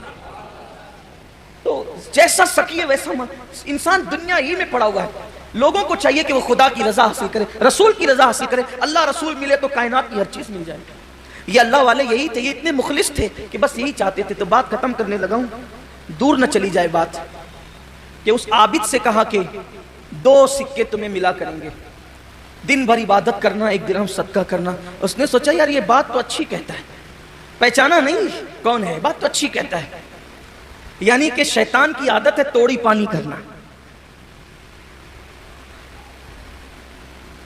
وہ اس عابد سے توڑی پانی کرنے لگا اپنی زبان میں۔ اسی لیے آپ بھی ذرا ہوشیار رہو، ریاست اور سیاست کی اصلاح کا نعرہ لگانے والا ہر آدمی مخلص نہیں ہوتا، کچھ شیطان کے توڑی باز لوگ بھی ہوتے ہیں جو آپ کو بیچنے کے لیے کہیں لے جاتے ہیں. تو کسی کے ساتھ جانے سے پہلے ذرا ہوش لے لیا کرو کہ آپ کو جانا کس کے ساتھ. ہم تو کسی کے ساتھ نہیں جاتے، لیکن آپ سے بھی کہتے ہیں کہ جانے سے پہلے سوچا کرو کہ جانا کس کے ساتھ، کہ لوگ آپ کو بیچ نہ ڈالیں. اس لیے کہ شیطان جب عبادت خرید سکتا ہے تو آپ کون ہیں اور ہم کون ہیں. تو 2 درہم پہ بیچارہ عابد بک گیا اور اس نے کہا ٹھیک ہے واپس جاتے. وہ واپس چلا بھی گیا. جب وہ واپس گیا تو پہلے دن تو 2 سکے ملے اس کو. اب وہ شیطان جھوٹا مکار، مکاریوں کی انتہا اس کے اندر ہے. اس نے کب اپنے وعدے کو وفا کرنا؟ وعدہ وفا کرنا تو میرے اللہ کی شان ہے. ان اللہ لا یخلف المیعاد. اللہ اپنے وعدے کے خلاف نہیں کرتا. حد ہے کہ جو وعدہ خلافی نہیں کرتا اس کے لیے لوگ نہیں کرتے، اور جو وعدہ خلافیاں کرتے ان کے پیچھے دوڑتے رہتے ہیں، دوڑ بھاگ کرتے رہتے ہیں. تو جب دوسرے دن نہیں ملا تو کوچے سوچے آج تو درخت کاٹ ہی ڈالوں گا چاہے کوئی آ جائے. کندھے پہ کڑائی رکھی، چلا تھوڑی دیر پہنچا تو وہی جناب ملے. کہا جانے نہیں دوں گا. کہا مگر میں تو جاؤں گا. کہا کشتی لڑنی ہوگی. تو اب زوم تھا نا کہ ہم تو پہلے جیت چکے ہیں، ہم تو پہلے جیت چکے. زوم تھا. اس نے کہا ٹھیک ہے لڑو. کڑاڑی رکھی جیسے لڑی. اب شیطان نے اس کو پٹک دیا، سینے پہ بیٹھ گیا. جب سینے پہ بیٹھا تو کہا نہیں دوبارہ. پھر سہبارہ، پھر 3 بار کیا ویسے ہی. شیطان نے اس کو پٹکا. کہا اب تو جانے نہیں دوں گا، چل بھاگ یہاں سے، چل واپس. اس نے کہا جاتا ہوں لیکن بتائیے جناب آپ ہے کون؟ اور پہلی بار جیتا اور دوسرے دن میں ہار گیا. 2 دن پہلے تو میں جیتا تھا آپ سے، ابھی ہار کیسے گیا؟ تب شیطان نے جواب دیا کہ مجھے شیطان کہتے ہیں، اور پہلی بار جیتے تھے نا اس کی وجہ یہ تھی، پہلی بار آپ نکلے تھے اللہ کے لیے اور دوسری بار نکلے تھے آپ پیسے کے لیے. جب اللہ کے لیے نکلے تھے تو آپ جیت گئے تھے، پیسوں کے لیے نکلے تو آپ ہار گئے. تو اللہ کے لیے کی اہمیت ہے. مسلمانوں کو چاہیے قربانی اللہ کے لیے کریں. بلکہ میں تو اخیر میں یہ بھی کہتا ہوں اللہ سب سے پہلے مجھے آپ سب کو توفیق دے. اپنی زندگی بھی اللہ کے لیے گزارو اور موت کی تیاری بھی اللہ کے لیے کرو. دنیا پہ کیسے ہی حالات آئیں ہم سکون میں رہیں گے، ہم اطمینان میں رہیں گے. اس لیے کہ جو چیز اللہ والی ہو جاتی ہے اس کی حفاظت اللہ اپنے ذمہ کرم پر لے لیتا ہے. اگر جان اللہ والی ہو گئی اس کی حفاظت اللہ کے ذمہ کرم پر. مال اللہ والا ہو گیا اس کی حفاظت اللہ کے ذمہ کرم پر. اپنی اولاد اللہ والی ہو گئی اس کی حفاظت اللہ کے ذمہ کرم پر. تو یاد رکھیں اپنی سب چیز اللہ کے لیے کر دیں انشاءاللہ تبارک و تعالی. اور آج ہم نے چونکہ سیدہ خدیجۃ الکبریٰ رضی اللہ تعالیٰ عنہ کی بارگاہ میں خراج عقیدت بھی پیش کرنا ہے. وہ ہماری امی جان ہے، ام المومنین ہے، اور حضور صلی اللہ علیہ وسلم کی بیویوں میں سب سے پہلی بیوی. حضور علیہ السلام نے اپنی ازواج مطہرات میں سب سے زیادہ اگر کسی کو چاہا ہے اور کسی سے محبت کی ہے تو وہ ام المومنین امی جان خدیجۃ الکبریٰ رضی اللہ تعالیٰ عنہ کی ذات ہے. ماں خدیجہ جو تھی وہ 2 مرتبہ بیوہ ہو چکی تھی، اور 2 مرتبہ بیوہ ہونے کے بعد ماں خدیجہ نے یہ فیصلہ کر لیا تھا کہ وہ کبھی بھی اب کسی مرد سے نکاح نہیں کرے گی، کیونکہ وہ 2 شوہروں کے جنازے پر رو چکی تھی. تو ماں خدیجۃ الکبریٰ رضی اللہ تعالیٰ عنہ سے بڑے بڑے مکہ کے رئیسوں نے، بڑے بڑے سرداروں نے جو ہے وہ پیشکش کی کہ خدیجہ ہم تیرے ساتھ نکاح کرنے کے لیے تیار ہے. کیونکہ خدیجہ ملکہ عرب کہلاتی تھی، پورے عرب کی ملکہ، کیونکہ پورے مکے میں اور عرب میں خدیجہ سے زیادہ کوئی مالدار نہیں تھا. خدیجہ اتنی مالدار عورت تھی اور سرداران قریش چاہتے تھے کہ کسی طرح سے خدیجہ کے ساتھ رشتہ ہو جائے، نکاح ہو جائے تو ہماری عزت بڑھ جائے گی. اور ظاہر سی بات ہے چونکہ بیوی کا مال جو ہے وہ شوہر کے قبضے میں ہی آ جاتا ہے. حالانکہ بیوی کے مال کا مالک شوہر نہیں ہو سکتا، لیکن چونکہ وہ زمانے جہالت تھا تو لوگوں نے مال کی لالچ میں بھی خدیجہ کو پیغام دیا، لیکن خدیجہ نے کسی کو جو ہے وہ ہاں نہیں کہا. ماں خدیجہ سب کو بڑی بے مروتی کے ساتھ کسی کی مروت کیے بغیر نہ فرما دیتی تھی کہ مجھے نکاح نہیں کرنا ہے. اور خدیجہ کے والد کا انتقال ہو چکا تھا، ان کے چچا تھے، اور خدیجہ جو ہے وہ اپنے ایک غلام زید بن حارثہ اور اپنے بچوں کے ساتھ اپنی زندگی گزار رہی تھی. غلام خدمت میں رہتا تھا اور آپ اپنے بچوں کے ساتھ اپنی زندگی کی ساعتیں بڑی شان و شوکت کے ساتھ گزار رہی تھی. آپ کو حیرت ہوگی جو زمانہ جاہلیت کہلاتا ہے، जाहिलियत वाला जमाना, जिस जमाने में लोग काबे का तवाफ नंगे होकर करते थे, जिस जमाने में लोग जो है वो काबे पे बुत रखकर पूजते थे, खदीजतुल कुबरा रदी अल्लाह ताला अन्हा उस जमाने के अंदर ताहिरा और तैयबा के लक़ब से जो है वो पुकारी जाती थी। जनाब खदीजा को जमाने जाहिलियत में भी पाक दामनी, इफ़्फ़त और तहारत और अजमत और बुजुर्गी की वजह से लोग ताहिरा के लक़ब से जानते थे। अब तक खदीजा का तारुफ हुजूर सैयद आलम सल्लल्लाहु अलैहि वसल्लम से नहीं हुआ था। मुझे याद नहीं आ रहा है कि मैंने साले गुज़िश्ता जनाब खदीजा के निकाह की दास्तान बयान की थी या नहीं की थी। मैं गौर कर रहा था आते वक्त कि पता नहीं मैंने बयान किया या नहीं किया, लेकिन मैं आज उसको बयान कर दूं।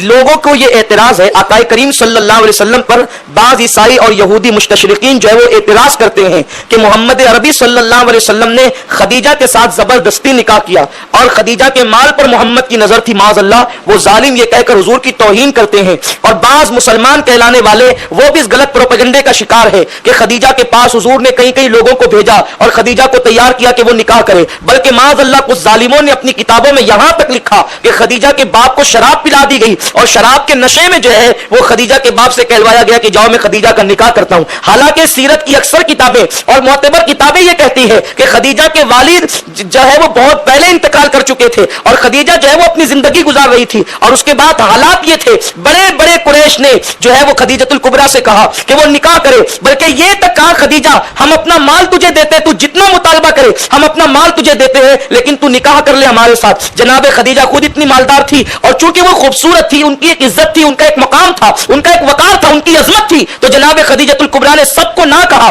बड़े बड़े सरदारों को ना कहा, लेकिन खदीजा की एक सहेली थी जिसका नाम नफीसा था। खदीजा ने नफीसा से कहा, नफीसा मेरा जो माल है उस पर हर वक्त लोगों की नजर रहती है और मक्के के सरदार चाहते हैं कि वो मेरा माल लूट खाएं। जब मेरा माल जाता है मैं जिसको भी मुकर्रर करती हूं तो वो मेरे माल पर जो है वो गलत नजर डालता है और मेरे माल को लूट खाता है और फिर खयानत करता है, कोई इसका इंतजाम होना चाहिए। खदीजा की सहेली नफीसा बड़ी ज़हीन औरत थी और खुद खदीजा भी जो है पूरे मक्का में सबसे ज़हीन खातून कहलाती थी। नफीसा ने कहा एक काम कर, जो अबू तालिब है ना वो मक्के का सरदारों में से एक सरदार है और वो आदमी कुछ सुलझा हुआ है, उसकी ज़हानत अच्छी है और वो कुछ शरीफ लगता है, उसकी सोच भी अच्छी है, अबू तालिब को बुला करके कुछ गुफ्तगू कर, वो तेरे माल की हिफाजत का इंतजाम कर देंगे। खदीजा ने मेरे नबी के चचा हजरत अबू तालिब को बुलवाया और बुलवा करके, चूंकि खदीजा ने बुलवाया और वो बहुत मालदार थी, शरीफ थी, तैयबा ताहिरा के लक़ब से थी और उनका ताल्लुक भी जो है वो कुरैश से था। ऊपर जाकर पांचवी पुश्त में, पांचवी ऊपर दादा, पांचवें दादा पर हुजूर अलैहिस्सलाम का सिलसिला नसब और खदीजा का सिलसिला नसब जाकर के मिल जाता है।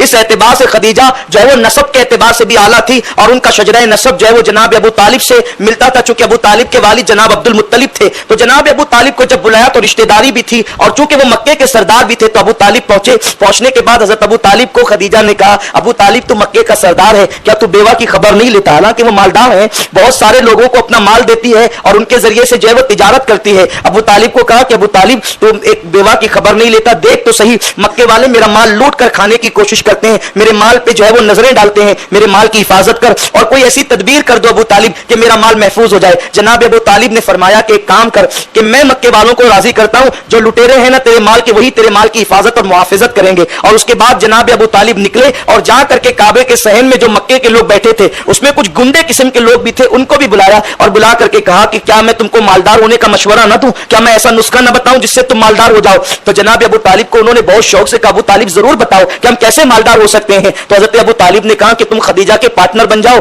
इस तरह से तुम मालदार हो जाओगे। उन्होंने कहा अबू तालिब हमारी गुर्बत का मजाक न उड़ाओ, कहा खदीजा मलके अरब कहलाती है, मलके तुज्जार कहलाती है और कहा हम लोग मुफलिस लोग हैं। तो कहा कि मैंने ये कब कहा कि बराबर बराबर में पार्टनर बन जाओ, एक काम करो थोड़ा थोड़ा माल लगाओ और अपने माल के हिसाब से परसेंट के एतबार से वापस ले लेना। ये जो मैं रिवायत पेश कर रहा हूं सीरत की अक्सर किताबों का निचोड़ आपकी खिदमत में पेश कर रहा हूं और जिन पर जिरा की गई है मैं उन रिवायतों को आपके सामने पेश नहीं कर रहा हूं, बल्कि ये सबका गुलदस्ता आपकी खिदमत में, चूंकि अलग अलग रिवायतें पेश करने का यहां वक्त नहीं है। तो जनाब अबू तालिब ने कहा कि एक काम करो, कोई एक बकरी दे दो, कोई एक ऊंट दे दो, एक गाय दे दो और इस तरीके से अपना माल लगाओ। जब माल वापस आएगा नफा लेकर तो फिर तुम अपने जिसने जो लगाया है उसके मुताबिक ले लेना। अब यह हुआ कि जब मक्का वालों ने अपना माल खदीजा के साथ लगाया तो फिर वो ये कहने लगे अब ये खदीजा का माल नहीं है, ये माल अपना है, अब इस पर जो नजर उठाएगा हम उसकी आंखें फाड़ डालेंगे, हम उसको कत्ल कर देंगे। तो इस तरह खदीजा मुस्कुरा कर हजरत अबू तालिब से कहती है, अबू तालिब तूने मेरा माल तो मक्के तक महफूज कर दिया, लेकिन मेरा माल शाम जाता है, बसरा जाता है, यमन जाता है, वहां मेरे माल की हिफाजत कौन करेगा? अब उसके लिए भी कोई इंतजाम कर दो।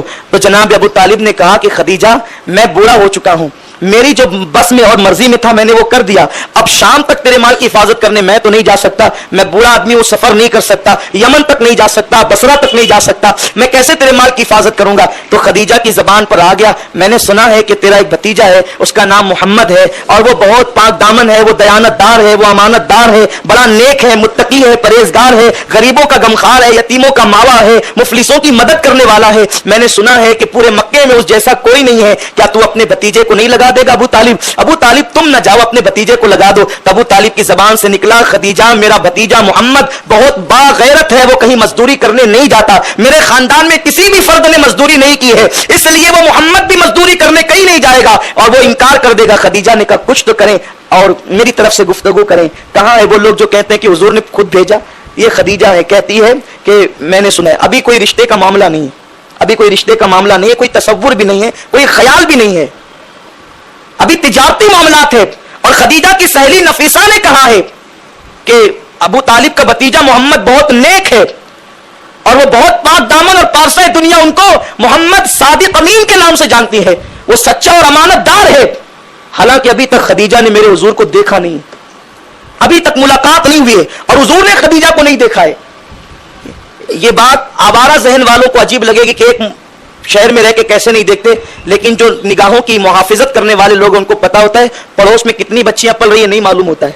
जो नेक लोग हैं उनका हाल ये होता है, लेकिन जो आवारा हो, जो बाला घाट का पानी पीते हैं, उन्हें पूरा पता है कि कौन कहां बसता है और कौन कहां रहता है। तो ये हालात है लोगों के, लेकिन जो पाकदामन लोग हैं उन्हें पता नहीं होता कि पड़ोस में, अल्लाह अकबर, उनकी पाकदामनी का आलम ये होता है कि पड़ोस तो पड़ोस है, वो घरों की भाभियों को भी कभी नजर भर करके नहीं देखते, ये उनका आलम है। तो जनाब खदीजा को कभी मेरे रसूल ने नहीं देखा, हालांकि 25 साल की उम्र हो गई और खदीजा ने भी मेरे हुजूर को नहीं देखा, क्योंकि खदीजा ताहिरा कहलाती है और मुस्तफा सादिकुल वादुल अमीन कहलाते हैं। खदीजा 2 बार बेवा हो चुकी है, लेकिन उस जाहिलियत के जमाने में भी उनकी मिसल कोई औरत मक्के में जो है अल्लाह अकबर देखने में नहीं आती। अल्लाह अकबर। खदीजतुल कुबरा ने कहा कि मोहम्मद से बात तो करो अबू तालिब। अबू तालिब कहते हैं वो तैयार नहीं होगा, लेकिन मैं बात करता हूं क्योंकि मैं उसकी कमजोरी जानता हूं, मैं उसकी कमजोरी को सामने रखकर बात करूंगा। हर आदमी की कुछ ना कुछ कमजोरी होती है, बात मनवाने के लिए वो पेश करना होता है। वो क्या कमजोरी है मेरे नबी की, अब जरा वो भी देख लें आप। हालांकि मेरा नबी कमजोर नहीं है, लेकिन कमजोरी किस चीज को कहा जा रहा है? खदीजा की बात लेकर हुजूर तक अबू तालिब पहुंचेगा, भतीजे मैं भी गरीब आदमी हूं, मुफलिसी है, चाहता हूं कि तेरा घर बसा दूं, और ये गुर्बत रहेगी तो शादी तेरी कैसे होगी? एक काम करो, खदीजा बहुत मालदार औरत है और वो ये कहती है कि अगर तुम उसके माल को लेकर के मुल्क शाम गए तो वो लोगों को जितना देती है उसका डबल तुमको देगी। मेरे सरकार ने अबू तालिब का चेहरा देखा, मगर चचा मैं तो मजदूरी करने नहीं जाना चाहता। अब हुजूर अलैहिस्सलाम की जिस कमजोरी की तरफ इशारा किया था, मैं तो यकीनन उसको कमजोरी नहीं अपने नबी की खूबी मानता हूं, क्योंकि अबू तालिब ने जब देखा कि हुजूर की बात कबूल नहीं कर रहे हैं कि मैं मजदूरी करने, अरे जो सारी कायनात का मालिक बनाकर भेजा गया वो मजदूरी करने कहां जाएगा? चचा ने कहा मैं मजदूरी करने नहीं जाऊंगा। तो फौरन जनाब अबू तालिब ने कहा कि मगर खदीजा बेवा है और 2 बार बेवा हो चुकी है, और हुजूर अलैहिस्सलाम की इसी बात को कमजोरी कह रहे थे कि मोहम्मद सबका इनकार कर सकते हैं लेकिन किसी बेवा की मदद का इनकार नहीं कर सकते।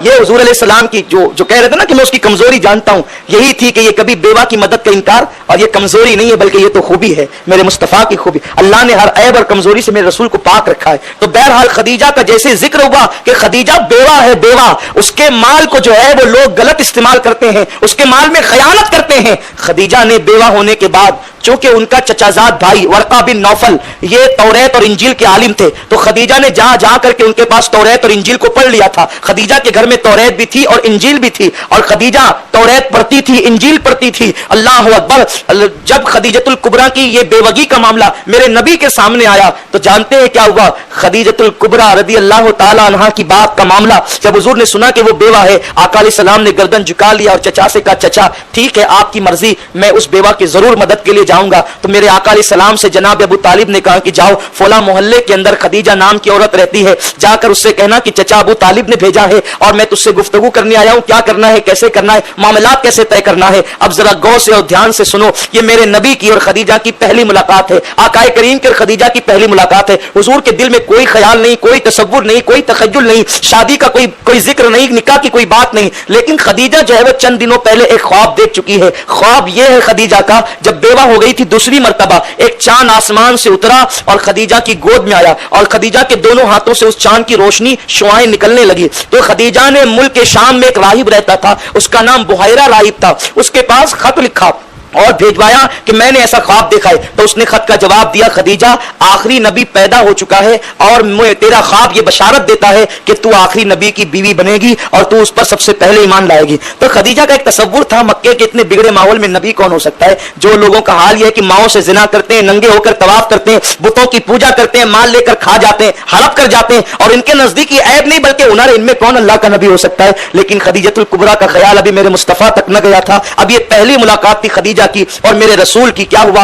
आज जनाब खदीजा के शब विसाल के मौके पे दिल के कानों से सुने, मेरी माएं और बहनें बच्चियां भी सुन रही है तो सुने और अपनी अम्मी जान की बारगाह में खिराज अकीदत पेश करे कि वो हमारी कैसी मां थी। अल्लाह के हबीब सल्लल्लाहु अलैहि वसल्लम अबू तालिब के कहने पर जनाब खदीजा के घर गए। अम्मा जान खदीजा कहती है कि मैं अपने घर में काम में मसरूफ थी, मेरा चेहरा जो है वो दरवाजे की तरफ पीठ थी और दीवार की तरफ मेरा चेहरा था और दिन का वक्त था, लेकिन मेरा दरवाजा ऐसी तरफ खुलता था जिधर से ना सूरज गुजरता था ना आता था। यानी कि जैसे हमारा दरवाजा मस्जिद का खुलता है कि उधर से सूरज का आना जाना नहीं है, सूरज मशरिक से निकलता है और मगरिब में डूब जाता है। तो हमारी इस मस्जिद के दरवाजे से कभी भी शुआएं अंदर नहीं आती। तो जनाब खदीजा कहती है मेरा दरवाजा इसी सिमत में था कि कभी सूरज की शुआएं उस तरफ से आ नहीं सकती थी। मेरी पीठ जो है वो दरवाजे की तरफ थी और चेहरा दीवार की तरफ था। अचानक मैंने देखा कि मेरे घर की दीवार पर सूरज की शुआएं पड़ने लगी। मैं दंग रह गई कि आखिर सूरज की शुआएं मेरे घर की दीवार पर कैसे पड़ती है, क्योंकि मेरे घर का दरवाजा ऐसी तरफ खुलता है कि दीवार पर शुआएं पड़ ही नहीं सकती। मैं हैरत ज़दा रह गई, पैरों के नीचे से जमीन खिसक गई कि ये कायनात का निजाम बदल कैसे गया कि मेरी दीवार पर सूरज की शुआएं पड़ती है। जब मैंने पलट करके देखा तो अल्लाह अकबर, दरवाजे पे पर्दा पड़ा था, बारीक और पतला का पर्दा। लेकिन जब मैंने मुड़ करके देखा तो वो सूरज आसमान का सूरज नहीं था, वो अरब का सूरज मोहम्मद थे जिनके चेहरे की शुआएं निकलकर मेरे दरवाजे पे पड़ती थी। जब मैंने पलट करके देखा तो मेरी हैरत की इंतहा न रही। या अल्लाह, ये इंसान है, ये आसमान का फरिश्ता है जो मेरे दरवाजे पे आके खड़ा हो गया है। जनाब खदीजा कहती है जब मैंने पलट कर हैरत से देखा कि इतना खूबसूरत इंसान भी कोई मक्के में है। उसने मुझसे कहा खदीजा से मुझे बात करनी है। उसका लबो लहजा इतना हसीन था, उसके लबो लहजे में इतनी चाशनी थी, यूं लगता था कि ये मक्का के बिगड़े हुए माहौल का इंसान नहीं, ये तो अर्श नशीन है जो उतर आया है जमीन पर। मैंने पूछा आप कौन है, पर्दे के पीछे से पूछा तो उसने नजरें झुका के कहा मैं मोहम्मद इब्न अब्दुल्ला हूं, मेरे चचा अबू तालिब ने मुझे भेजा है कि मैं तुझसे बात करूं। तुमने कहा था कि मैं तेरा सामान लेकर के जाऊं और बेचू फरोख्त करूं। खदीजा ने कहा हाँ, मेरा सामान मुल्क के शाम ले जाना है, लेकिन दुगना मैं तुम्हें दूंगी जितना देती हूं, लोग मेरा माल खा जाते हैं, ले जाओगे। हुजूर ने कहा चचा से बात हो गई है, आप जैसा कहें। कहा ठीक है, कल आना और काफिला रवाना कर दिया जाए। हुजूर चले गए। जब हुजूर गए तो खदीजा के नजरों में वो चेहरा फिरता रहा, आंखें ऐसी है, भवें ऐसी है, लब ऐसे हैं, जबान ऐसी है। खदीजा ने तौरेत खोला पढ़ने के लिए, तो उसमें वो बाब निकला जिसमें नबी आखिर ज़मान की सिफत बयान की गई थी। उसमें आंखें पड़ती तो वो पर्दे के पीछे खड़े होने वाला मोहम्मद की आंखें याद आ जाती, भवें पड़ती तो मेरे मुस्तफ़ा की भवें सामने आती, क्योंकि हुजूर अलैहिस्सलाम का हुस्न बहुत ज्यादा था। लेकिन हुजूर का एक मौजज़ा ये भी था कि हुजूर का हुस्न देखकर कभी कोई औरत हुजूर अलैहिस्सलाम से वो मोहब्बत नहीं करती थी जो आमतौर पे नाजायज मोहब्बतें होती है। ये हुजूर का मौजज़ा है कि हुजूर के हुस्न को देखकर कभी कोई औरत जो है वो नाजायज मोहब्बत का शिकार नहीं हुई, कोई औरत। इसीलिए हुजूर मुफ्ती आजम रहमतुल्लाह अलैह फरमाते हैं वो हंसी क्या जो फितने उठा कर चले, हाँ हंसी तुम हो फितने मिटा कर चले। जिसके हुस्न से फितने उठते हों। बहरहाल तो खदीजा को हैरत हुई। अब कल का इंतजार है कि कल काफिला रवाना होगा, मक्के वालों का माल भी उसके अंदर माल में मिला दिया गया जैसा कि आप सुन चुके हैं। अब कल काफिले की रवानगी, अबू जहल भी काफिले में है, उतबा वगैरह भी काफिले में जाने वाले हैं और खदीजा का पूरा माल किसके हाथ है, हुजूर के हाथ है। हजरत अबू बकर सिद्दीक भी जाने वाले हैं काफिले में, लेकिन अभी अबू बकर अभी सिद्दीक नहीं हुए, अभी सिद्दीक नहीं कहलाए, क्योंकि अबू बकर की उम्र भी अभी छोटी है, इब्तिदाई जवानी है। तकरीबन जनाब अबू बकर सिद्दीक की उम्र 23 से कुछ कम ज्यादा होगी बस, और हुजूर अलैहिस्सलाम की उम्र 25 साल की, यानी करियर जवानी है। काफिला तैयार हो रहा है, माल बांधा जा रहा है, ऊँटों पे रखा जा रहा है। हुजूर अलैहिस्सलाम तशरीफ लाए। खदीजा ने अब देखा, कल पढ़ चुकी थी, अब तौरेत निकाला और पर्दे के पीछे से हुजूर का चेहरा देखती है तो जो लिखा इधर है वही उधर है। हैरान हो गई, वो जो ख्वाब आया था कि वो चांद उतर आया है, ये वही चांद है। अब खदीजा कहती है मेरा होने वाला शौहर तो यही है। ये है असल दास्तान, ये है असल के हुजूर ने पैगाम भेजा। हुजूर के दिल में तो, दिमाग में तो अभी बजाय कोई ख्याल ही नहीं है। हुजूर अलैहिस्सलाम तो खदीजा का माल बिछवाने के लिए आ रहे हैं और ले जाने के लिए आ रहे हैं। माल तैयार हो गया। खदीजा ने मैसरा अपने गुलाम को, सबसे ज्यादा मोतबर और मोतबर गुलाम मैसरा था। मैसरा का मैसरा देख, अब तक जब मैंने तुझे भेजा तो हमेशा यही कह करके भेजा कि माल का ख्याल रखना, लेकिन मैसरा आज मैं तुझे माल के ख्याल की बात नहीं करती। मुझे बहुत माल दिया अल्लाह ने, बहुत दौलत दी अल्लाह ने।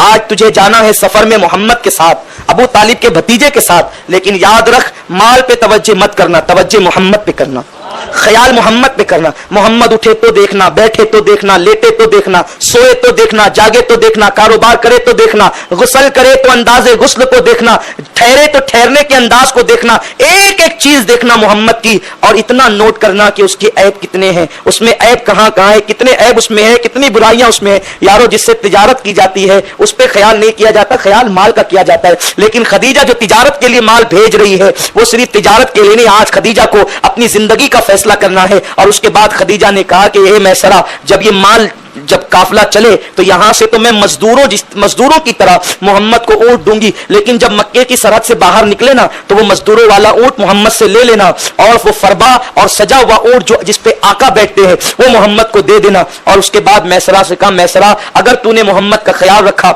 और सच्ची सच्ची रिपोर्ट लाया और सही रिपोर्ट लाया तो मैं तुझे आजाद कर दूंगी, और मेरे काफिले में जितना मुनाफा होगा उसका आधा तुझे दे दूंगी, तू माला माल हो जाएगा। अब मैसरा मेरे हुजूर के पीछे पीछे चलने लगा। अबू जहल भी साथ है, उतबा भी साथ है, अबू बकर भी साथ है, अभी ये सब मक्के के बहुत से ताजिर साथ हैं, साथ साथ जा रहे हैं। मैसरा उतरा और आकाओं वाला ऊंट दे दिया। तो अबू जहल को हसद हुजूर के हुस्न पर था, खूबसूरती पर था। तो अबू जहल मैसरा से कहता है, मैसरा ये यतीम है, मोहम्मद कम उम्र है, इससे मेहनत का काम ले ताकि इसको मेहनत की आदत पड़े। उसने कहा, अबू जहल मैं तेरा गुलाम नहीं हूं, मेरा नाम मैसरा है, मैं खदीजा का गुलाम हूं, और खदीजा ने मुझे जो कहा है मैं वही करूंगा, मैं तेरे कहने पे अमल नहीं करूंगा, मैं अपनी आकाजादी के कहने पे, अपनी आका के कहने पे अमल करूंगा। इस तरह चुप करवा दिया उसको, और उसके बाद अपना ऊंट दे दिया। हुजूर ऊंट पर बैठे हैं। अब ऊंट पर बैठे तो मैसरा देखता है, अजीब है ये मुस्तफा, अजीब है ये मोहम्मद, जब ये चलते हैं तो चलते हुए बादल इनके सर पे साया करता है।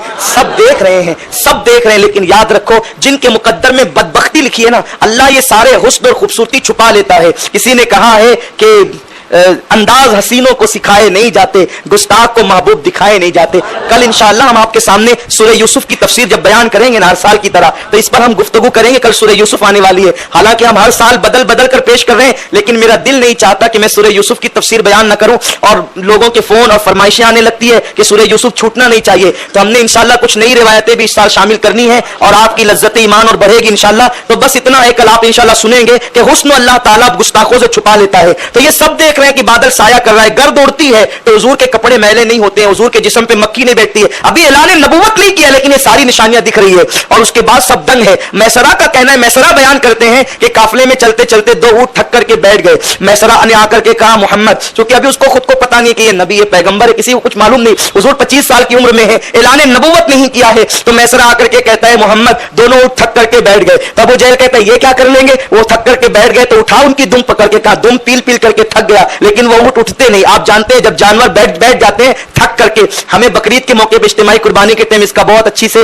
तजर्बा है कि जब जानवर बैठ जाए ना तो वो मौलवी भी नहीं देखता, मुफ्ती भी नहीं देखता, वो ना दाढ़ी देखता है ना पगड़ी देखता है। दुम पिलते रहिए लेकिन वो उठने तैयार ना, बैठा हो तो लेट जाता है, और उसको फिर कोई उठा नहीं सकता सिवाय कुरैश बिरादरी वालों के, और कोई उसको उठा नहीं सकता, बल्कि वो थक जाए ना तो वो कसाईयों से भी नहीं उठता है। और उसके बाद फिर नौबत यहां तक आती है, इसको उठाओ, ट्राली में डालो और लेकर के चलो। इस तरीके से जानवर जाते हैं। उसको कुरैश बिरादरी अपनी जबान में मातिल जानवर कहते हैं, ये उनकी इस्तिलाह है, यानी अब ये किसी से नहीं उठने वाला, ये उसको वो मातिल जानवर कहते हैं अपनी इस्तिलाह में। बहरहाल ये सब दीन की बरकतों से सब सीख गए हम लोग, उनकी इस्तिलाहात भी जानने लग गए, क्योंकि तकरीबन जो है वो 16 साल से कम बेश हम लोग इज्तिमाई कुर्बानी करते हैं। तो ये देख तजुर्बा अल्लाह ने दे दिया है। तो कहा कि अगर वो जानवर नहीं उठता तो उसकी दुम पकड़ करके पी लो। वो कहे, मोहम्मद क्या कर लेंगे? हुजूर अलैहिस्सलाम के पास आए, हुजूर जमीन पे नीचे तशरीफ लाए ऊंट से, और उसके बाद जब उन ऊंट पर गए, उन ऊंटों के करीब गए तो क्या देखते हैं, जैसे उन्होंने मेरे नबी का चेहरा देखा, हुजूर की ताजीम के लिए उठकर खड़े हो।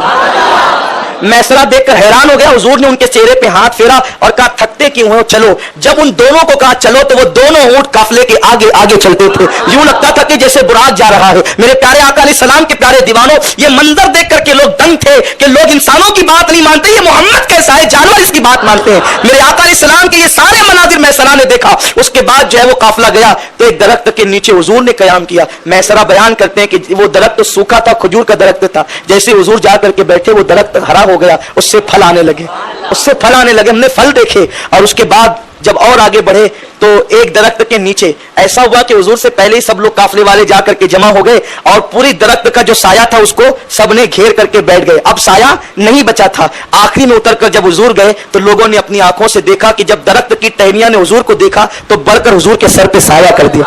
ये मंजर भी हैरत अंगेज था। उसके बाद जो है सामने एक खानका थी, यानी खानका से मुराद एक राहिब का इबादत, उसकी इबादत गाह थी, उसको गिरजा कह लीजिए कि गिरजा था। वहां पर नस्तूरा नाम का एक राहिब रहता था। जैसे उसने काफले को ऊपर से देखा फौरन नीचे आ गया और नीचे आने के बाद सबके चेहरे देखा और उसके बाद मैसरा के पास गया। कहा तू मैसरा है? नस्तूरा ने कहा डायरेक्ट तू मैसरा है? कहा मैं मैसरा हूं। ये जो तेरे आका है तेरे साथ वो मोहम्मद है? कहा हाँ ये मोहम्मद है, लेकिन तुझे कैसे मालूम कि मैं मैसरा ये मोहम्मद है? कहा ये तुम दोनों के चेहरे तौरेत के अंदर लिखे हुए हैं। तौरेत के अंदर आया है कि मैसरा नाम का गुलाम मोहम्मद नाम के पैगंबर आखिरुज़्ज़मान के साथ मुल्क शाम के लिए तिजारत के लिए जाएगा, वो उनके पीछे पीछे खिदमत पे मामूर होगा। तो कहा ये जो तेरे साथ है ना ये मामूली शख्सियत नहीं है, ये अल्लाह का आखिरी नबी है, ये आखिरी नबी है, इन्हीं पर अल्लाह ने नबूवत खत्म कर दी है। उसके बाद का क्या तू इनको मेरे गिरजा में ला सकता है? मैसरा ने कहा कि ठीक है मैं ले आता हूँ। हुजूर अलैहिस्सलाम को कहा कि वो जो सामने गिरजा है अगर आप चलना चाहें मोहम्मद, आप मेरे दोस्त हैं, मेरी बात आप काटते नहीं, चले तो सही। जब पहुंचे वहां तो उसके गिरजा में जैसे ही पहुंचे तो नस्तूरा जो था उसके पास कई तस्वीरें थी। वो पेटी खोलता तस्वीर देखता इधर, तस्वीर देखता इधर रखता। फिर एक तस्वीर निकाली, हुजूर को देखा, वो तस्वीर को देखा तो मैसरा कहता है बिल्कुल हूबहू हुजूर की तस्वीर उसके हाथ में थी। मैंने कहा ये तूने बनाई कहां से? तो कहा कि चुप रहे, ये मैंने नहीं बनाई है, ये आसमानों से आई है, तबर्रुक के तौर पर जनाब मूसा को मिली थी और सिलसिला दर सिलसिला ये मेरे पास आई है। कहा ये देख ये तस्वीर है मोहम्मद की, आखिरी नबी है सल्लल्लाहु अलैहि वसल्लम। नस्तूरा से मैसरा डर गया और हुजूर को लेकर के जल्दी से वहां से निकला। तो कहा मैसरा भाग नहीं, काश कि ये ऐलान नबूवत करे तब तक मैं जिंदा रहूं, लेकिन इनको गवाह बना दे और तू भी गवाह हो जा कि मैं इन पर ईमान लाया और कयामत में ये मेरी शफाअत करेंगे।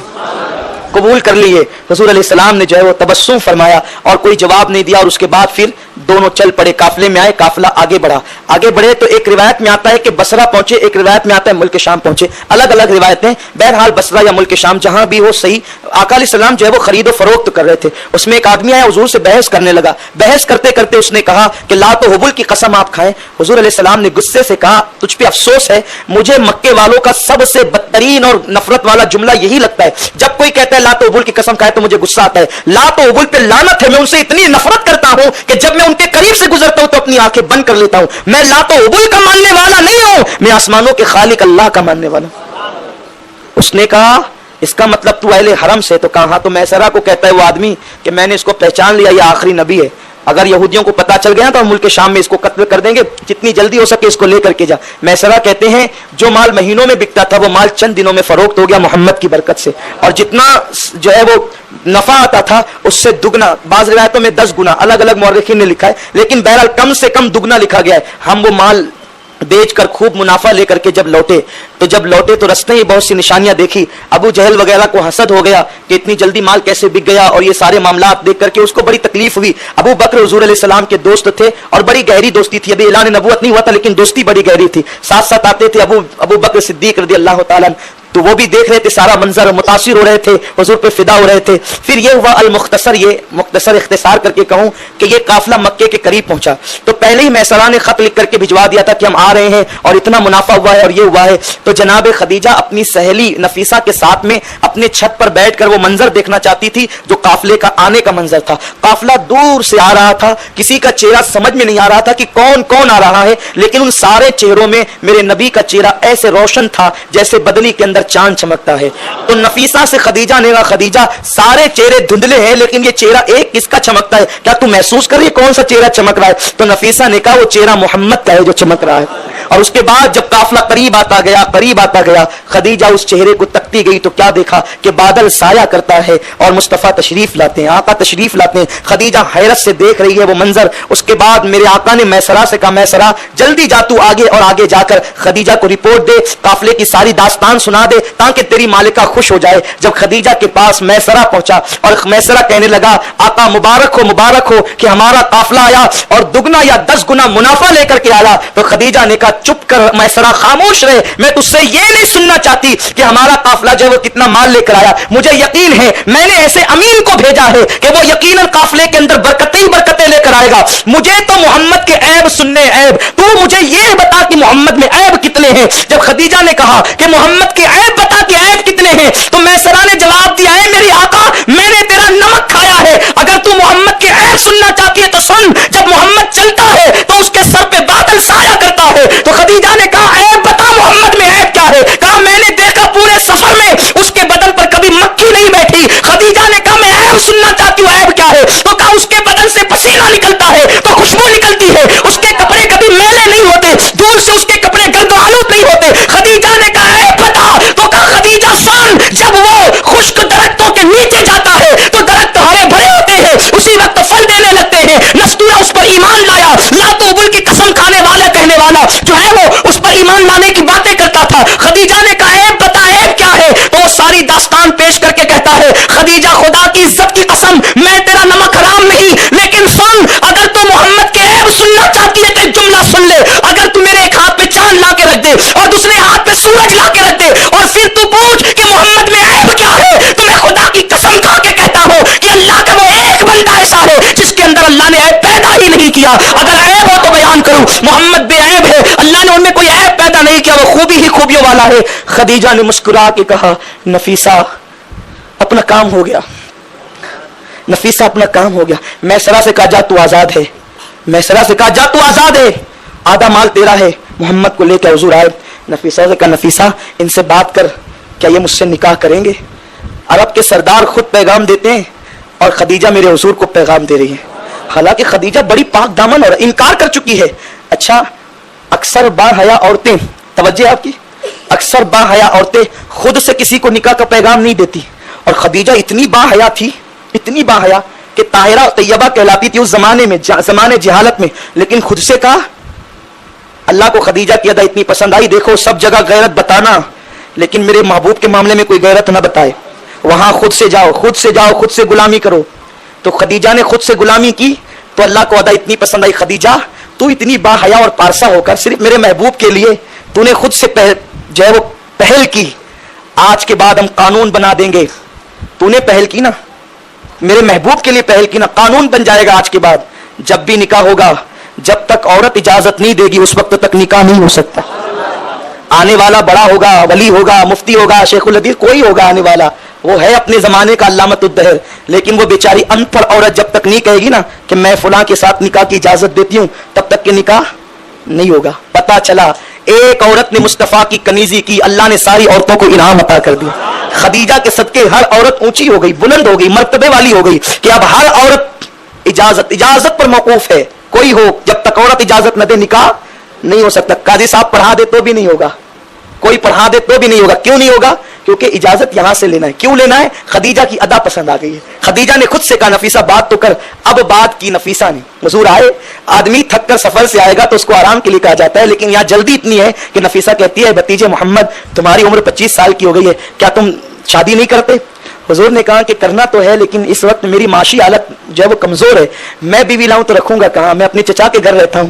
نفیسہ نے کہا اگر کوئی خوبصورت اور مالدار عورت تمہیں مل جائے تو کیا تم نہ کرو گے؟ حضور نے کہا لیکن میں اس وقت اس کا جو ہے وہ بار نہیں اٹھا سکتا. نفیسہ نے کہا سارا انتظام میں خود کر دوں گی, بتاؤ تم نکاح کرو گے؟ حضور نے کہا کس کے ساتھ, کون عورت ہے جو مکے میں میرے ساتھ نکاح کے لیے تیار ہوگی؟ نفیسہ نے کہا کہ خدیجہ. حضور نے خدیجہ؟ ہاں خدیجہ. تو آقا علیہ السلام کے جملے تھے نفیسہ شریفوں کے رشتے اس طرح راستوں میں طے نہیں ہوتے, मेरा सरपरस्त मेरा चचा अबू तालिब है, अगर मेरा रिश्ता तय करना है तो उससे जाके बात करो, हम रोड पे खड़े होकर के रिश्ता कैसे तय करें? ये हुजूर की शान है। उधर से ऑफर है और हुजूर कहते हैं कि खदीजा निकाह के लिए तैयार है। ऐसे शरीफों के रिश्ते रस्ते में तय नहीं होते। देखो 25 साल के रसूल हैं, अभी ऐलान नबूवत नहीं किया है, लेकिन मेरे आका अलैहिस्सलाम कौम को पैगाम दे रहे हैं कि शरीफों के रिश्ते रस्तों में तय नहीं होते। आजकल फोन पे रिश्ते तय होते हैं, पार्कों में तय होते हैं, इंटरनेट पे तय होते हैं। ये शरीफों की अलामत नहीं है, ये शरीफाना मिजाज नहीं है। वो अल्लाह के हबीब होकर अपने सरपरस्तों की तरफ, अपने बड़ों की तरफ बज़ाहिर बढ़े। बड़ों से मुराद हुजूर से तो कोई बड़ा हो ही नहीं सकता। चचा अल्लाह अकबर, आका अलैहिस्सलाम से मर्तबे में कोई बड़ा नहीं हो सकता, वो इमामुल अंबिया सैयदुल अंबिया। तो हुजूर ने कहा कि मेरे सरपरस्त मेरे चचा, जाके उनसे बात करो। फिर उसके बाद नफीसा वहां गई और कहा अबू तालिब, खदीजा की तरफ से ये पैगाम है कि मोहम्मद के साथ वो निकाह करना चाहती है। तो हज़रत अबू तालिब ने कहा कि ठीक है, अगर ऐसी बात है तो मैं मोहम्मद से बात करता हूँ सल्लल्लाहु अलैहि वसल्लम। और उसके बाद फिर वो रिश्ता तय हुआ। आपको पता है हुजूर ने कुर्बानी दी, हजरत खदीजा की कुर्बानी सर आंखों पर, लेकिन 25 साल का नौजवान और पूरे मक्के में सबसे खूबसूरत नौजवान 40 साल की औरत से निकाह के लिए तैयार होते हैं। क्यों? ताकि उम्मत को पैगाम दे दिया जाए, उम्मत को बता दिया जाए कि बेवा जो है वो बुरी नहीं होती, बेवा मनहूस नहीं होती। और उसके बाद अब यह हुआ कि हुजूर के निकाह की बात आई। अगर आप इजाजत दें तो मैं पेश कर दूं, वक्त हो चुका है, टाइम हो गया, इजाजत है आपकी, क्योंकि कल फिर हो सकता है कि वक्त होगा, क्योंकि सूरह यूसुफ भी आपने सुननी है। अब हुजूर के निकाह की बात आई। घर में कोई कीमती लिबास नहीं है, घर में कोई कीमती लिबास नहीं है कि हुजूर अलैहिस्सलाम पहने निकाह के लिए जाना है, खदीजा के घर जाना है। हजरत अबू तालिब रोने लगे कि आज मेरे भतीजे का निकाह है और कोई लिबास मेरे घर पे नहीं है। अबू बकर सिद्दीक आए, दोस्त तो थे ना, आए, कहने लगे कि ये घर में गम का माहौल क्यों है, गमी के हालात क्यों है? अबू तालिब ने कहा कि अबू बकर, तुम्हारे दोस्त मोहम्मद का आज निकाह है और अब खदीजा के घर जाना है, घर में कपड़े नहीं है। अबू बकर सिद्दीक की कुर्बानी पहले दिन देखें, अभी हुजूर ने ऐलान नबूवत नहीं कहा कि जिस दिन अब्दुल मुत्तलिब दुनिया से जाने लगे थे तो अब्दुल मुत्तलिब ने मेरे पास अमानत रखी थी कि जिस दिन मेरा पोता मोहम्मद दूल्हा बनेगा उस दिन उसको ये कपड़े पहना देना। वो अमानत मेरे घर है और कुछ सोना भी मुझे दिया था, वो भी अमानत मेरे घर में ले आता हूं। हालांकि जनाब अब्दुल मुत्तलिब ने कोई अमानत नहीं दी थी, लेकिन अबू बकर सिद्दीक एहसान नहीं जताना चाहते थे हुजूर पर, इसलिए इस तरह की बात कह करके लाए और जानते थे अगर मैं डायरेक्ट दूंगा तो ये कबूल नहीं होगा, तो जनाब अब्दुल मुत्तलिब के हवाले से दिया, लाकर कपड़े पेश कर दिए। हुजूर ने वो कपड़े पहने। अभी कपड़े हुजूर ने पहने ही थे कि खदीजा के घर से जोड़ा आ गया, लिबास आ गया और शाहाना लिबास था, क्योंकि खदीजा मलके अरब कहलाती थी, मलके तुज्जार कहलाती थी, आप जानते हैं। वो यमनी लिबास देखकर हुजूर ने कहा ये लिबास खदीजा से कह दे वापस ले लें, मैं अपने दोस्त अबू बकर का दिया हुआ लिबास पहनूंगा। कुर्बान जाए, हुजूर ने पहले निकाह पर जिसका दिया हुआ लिबास पहना वो अबू बकर का लिबास था, सिद्दीक अकबर का लिबास था। बहरहाल सिद्दीक अकबर का लिबास पहने और चंद लोगों पे मुश्तमिल काफिला या उसको बारात कह लीजिए, मेरे नबी की बारात चली है। दाएं से अमीर हमजा है, बाएं से अबू बकर सिद्दीक हैं, ये दोनों इस तरफ चलते हैं, पीछे जनाब अबू तालिब हैं और दीगर कुछ लोग जनाब अब्बास वगैरह हैं। इस तरह से मेरे मुस्तफ़ा की बारात जा रही है। अल्लाह का हबीब मेराज का दूल्हा दूल्हा बनकर जा रहा है, हबीब खुदा दूल्हा बना हुआ है। जरा सोचे ना कि दुनिया का एक मामूली सा नौजवान थोड़ा सा सफेद चमड़ी वाला हो, दूल्हा बनता है तो कितना खूबसूरत लगता है। हबीब खुदा जब दूल्हा बना होगा तो कैसा हसीन लग रहा होगा। हूरान जन्नत बढ़ बढ़ के बलाएं लेती होगी और जन्नत की हूरें जो है वो फूल निछावर करती होगी रहमत की। ऐसे में खदीजा का मकान आ गया, लेकिन खदीजा के यहाँ तो अजीब ताम झाम थी, अजीब जो है वो शान शौकत था। अल्लाह अकबर, घर सजा है उस जमाने के हिसाब से, सच्चे मोती गुलामों के हाथों में है और वो मेरे हुजूर के कदमों पे निसार कर रहे हैं। मलके अरब की शादी है, लेकिन किसके साथ? मालिक जन्नत के साथ है, मालिक कौनैन के साथ है, मुस्तफा करीम के साथ है। और उसके बाद जब बैठ गए तो जनाब खदीजा ने पर्दे के पीछे से कहा मेरा वकील जो है वो मेरा चचा है अमर इब्न असद और वो मेरा निकाह का वकील है। और मेरे हुजूर ने फिर कहा कि मेरा वकील अबू तालिब है। हजरत अबू तालिब मेरे हुजूर के वकील बने, अमर इब्न असद जनाब खदीजा के वकील बने। अबू तालिब खड़े होकर उन्होंने खुतबा निकाह दिया और खुतबा निकाह दिया तो बड़ा अजीब रिक्कत अंगेज खुतबा। उन्होंने यूं कहा सब खूबियां अल्लाह के लिए है जिसने हमें आले इब्राहिम में पैदा किया, इस्माइल की औलाद में पैदा किया, काबे का मुतवल्ली बनाया, मक्के की सरदारी अता की। और इसके बाद ये कहना है कि मैं अपने भतीजे मोहम्मद का निकाह जो है वो खदीजा के साथ करता हूं और 500 दीनार सोने के जो है वो मेहर मुकर्रर करता हूं। 500 सोने के दीनार मेहर मुकर्रर किए गए, तलाई हुई। उसके बाद जो है वो अमर खड़े हुए और उन्होंने कहा, खुतबा पढ़ा कि मैं अबू तालिब की तायद करता हूं और हम आले इब्राहिम में से, औलाद इस्माइल में से है, काबे के मुतवल्ली है। मैंने अपनी जो है वो बच्ची अपने भाई की बेटी खदीजा का निकाह मोहम्मद के साथ कर दिया और हमने ये कबूल कर लिया। इस तरीके से फिर वो जब निकाह की कबूलियत हो गई, इसलिए कि आज बुनियाद रखी जा रही है आले मोहम्मद की। अहले बैत अतहार का गुल अब यहीं से खिलेगा, चमन यहीं से फूलेगा। आज फातिमा की माँ दुल्हन बनी है, आज फातिमा का बाप मोहम्मद दूल्हा बने हुए हैं। जरा सोचे कि कायनात का वो दिन कितनी खुशी का दिन होगा जिस दिन मुस्तफा दूल्हा बने थे। खदीजा 2 मरतबा बेवा होने वाली दुल्हन, वो बेवा दुल्हन बनी थी। अब ये हुआ कि खदीजा ने अबू तालिब से कहा, ए अबू तालिब, अगर आप पसंद फरमाए तो मैं मोहम्मद को अपने घर में रख लूं और वो मेरे घर रहें, और वो कबूल फरमा ले तो अब चूंकि वो मेरे शौहर हो गए, वो मेरे घर रहें। अबू तालिब ने बखुशी कबूल किया। खुशियों के आंसू हुजूर के चचा की आंखों में, चचियों की आंखों में, फूफियों की आंखों में कि हमारा भतीजा मोहम्मद अब जो है वो बड़ी शान की जिंदगी गुजारेगा। लेकिन मक्के के कुछ हासिदीन को ये पसंद ना आया, तो मक्के में बातें होने लगी, मुफलिस शौहर की मालदार दुल्हन, मुफलिस शौहर की मालदार दुल्हन, मुफलिस शौहर की मालदार दुल्हन। जब ये बात जनाब खदीजा के कानों तक पहुंची कि मक्के के कुछ जालिम और गुंडागर्दी करने वाले मोहम्मद को ताना देते हैं कि मुफलिस शौहर की मालदार दुल्हन, किसी ने ऐसा भी देखा कि शौहर मुफलिस हो और दुल्हन मालदार हो, तो आपने पूरे मक्के वालों को दावत दी, मक्के के बड़े बड़े गुंडों को और जो है वो सरदारों को, सबको बुलाया। खदीजा का घर भर गया। खदीजा ने पुरतपाक इस्तकबाल करवाया और पुरतकल्लुफ दावत करवाई और ज़िबा किया और खूब खिलाया। जब वो खा चुके तो खदीजा ने पर्दे के पीछे से कहा, हालांकि अभी पर्दे का हुक्म नहीं आया है, लेकिन खदीजा अब भी पर्दादार औरत है, पर्दे के हुक्म से पहले पर्दादार औरत है। खदीजा ने पर्दे के पीछे से कहा, मेरे शौहर मोहम्मद को कहते हो कि मोहम्मद मुफलिस शौहर है और खदीजा मालदार दुल्हन है। सारा माल रख दिया। अबू बकर सिद्दीक कहते हैं, खदीजा के घर का जितना सोना था ना, तो मैं एक तरफ खड़ा था, हुजूर दूसरी तरफ खड़े थे। जब खदीजा ने सोने का ढेर लगाया तो मुझे हुजूर नजर नहीं आते थे, इतना ज्यादा सोना था। गोया कि जितना माल घर में था सब बाहर किया और कहा, सुनो, तुम मेरे शौहर को मुफलिस कहते हो, आज के बाद ये पूरा माल मैंने मोहम्मद को दे दिया, मैंने हुजूर को दे दिया, मेरे सरताज को दे दिया।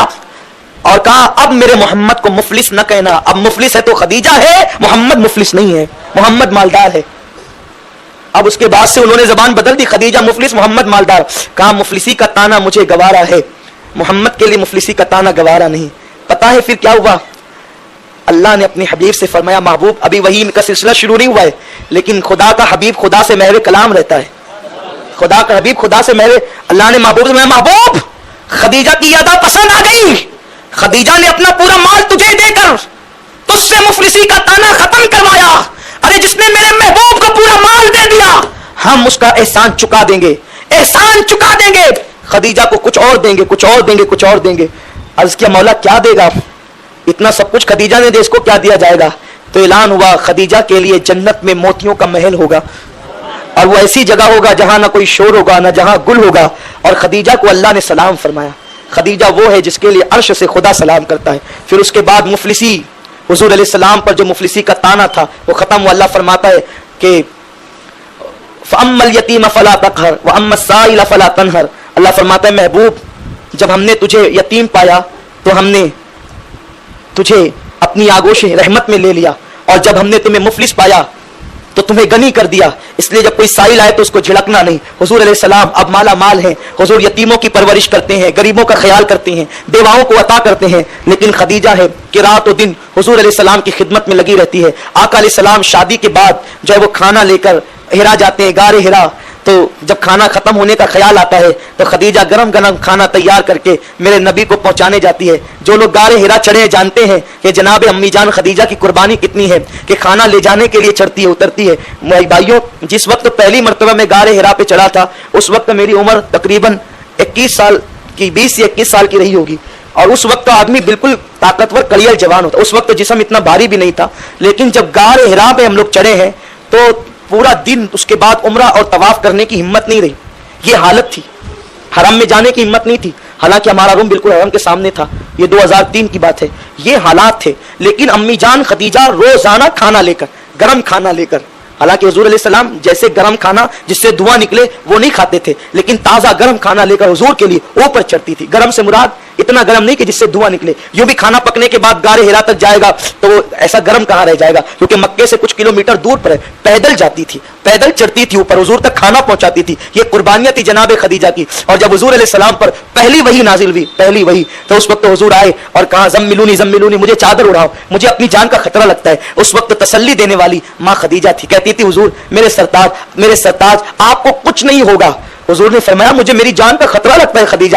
تو جناب خدیجہ کہتی حضور آپ کو کچھ نہیں ہوگا. اس لیے کچھ نہیں ہوگا کہ آپ بیواؤں کا خیال رکھتے ہیں, آپ یتیموں کی مدد کرتے ہیں, آپ محتاجوں کو سہارا دیتے ہیں, آپ بھوکوں کو کھانا کھلاتے ہیں, آپ رشتہ داروں کا حق ادا کرتے ہیں. جناب خدیجہ تسلیاں دے رہی ہے. اور اس کے بعد ورقہ بن نوفل کے پاس لے گئی اور کہنے لگی کہ دیکھو یہ کیا کہتے ہیں. تو ورقہ بن نوفل نے سنا کہ ایک فرشتہ آیا اور اس نے یہ پڑھا اقرا بسم ربک الذی خلق, وہ جو ساری آیتیں ہیں 5 آیتیں. تو جب حضور نے پڑھ کر کے سنایا تو ورقہ بن نوفل نے کہا مبارک ہو, یہ وہی فرشتہ ہے جو ابراہیم علیہ السلام کے پاس آیا تھا, موسیٰ علیہ السلام کے پاس آیا تھا, آپ اللہ کے نبی ہیں.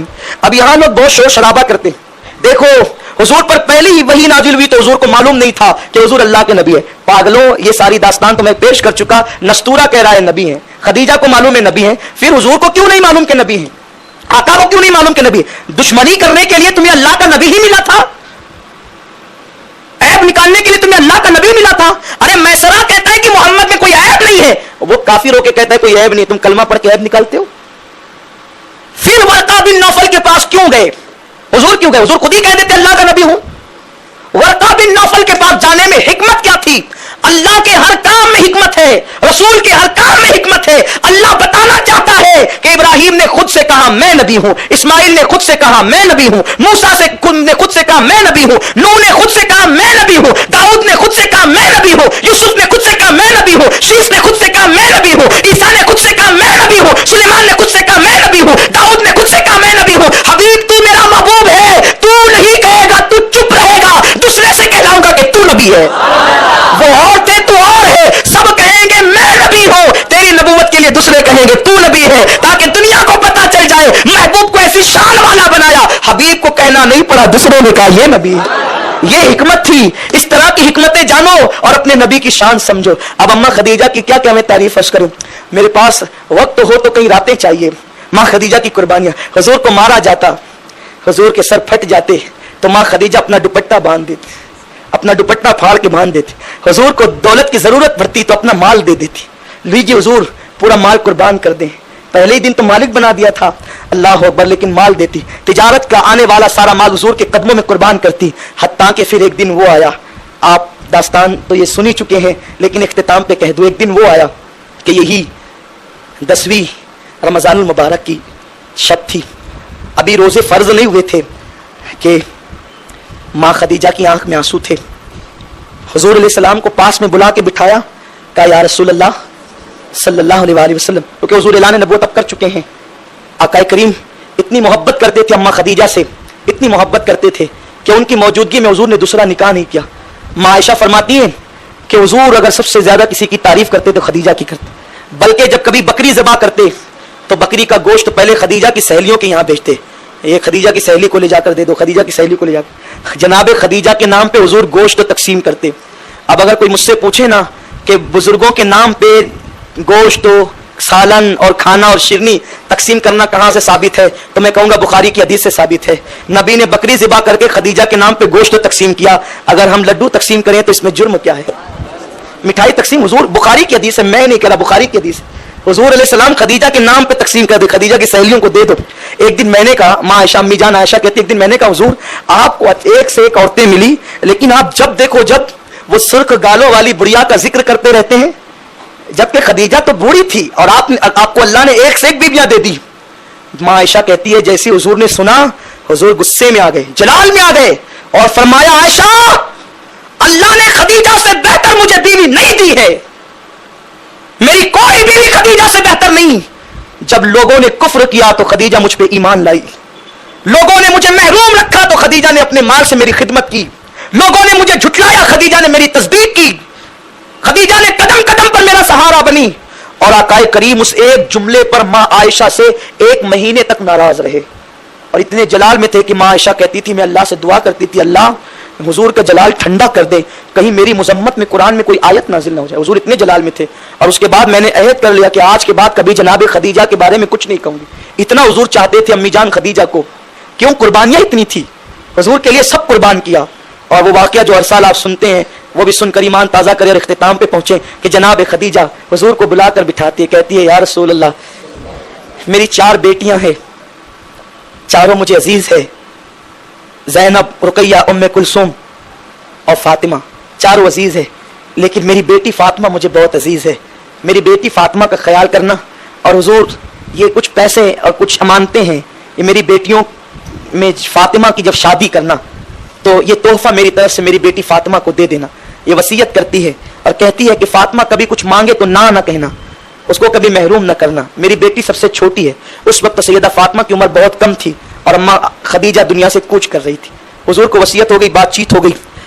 माँ खदीजा के चेहरे की रंगत देख के हुजूर ने फरमाया, खदीजा मुबारक हो तुझे, अल्लाह तुझे वो महल देगा मेरी खिदमत के एवज जिसमें कोई शोर नहीं होगा, वो मोतियों का महल होगा।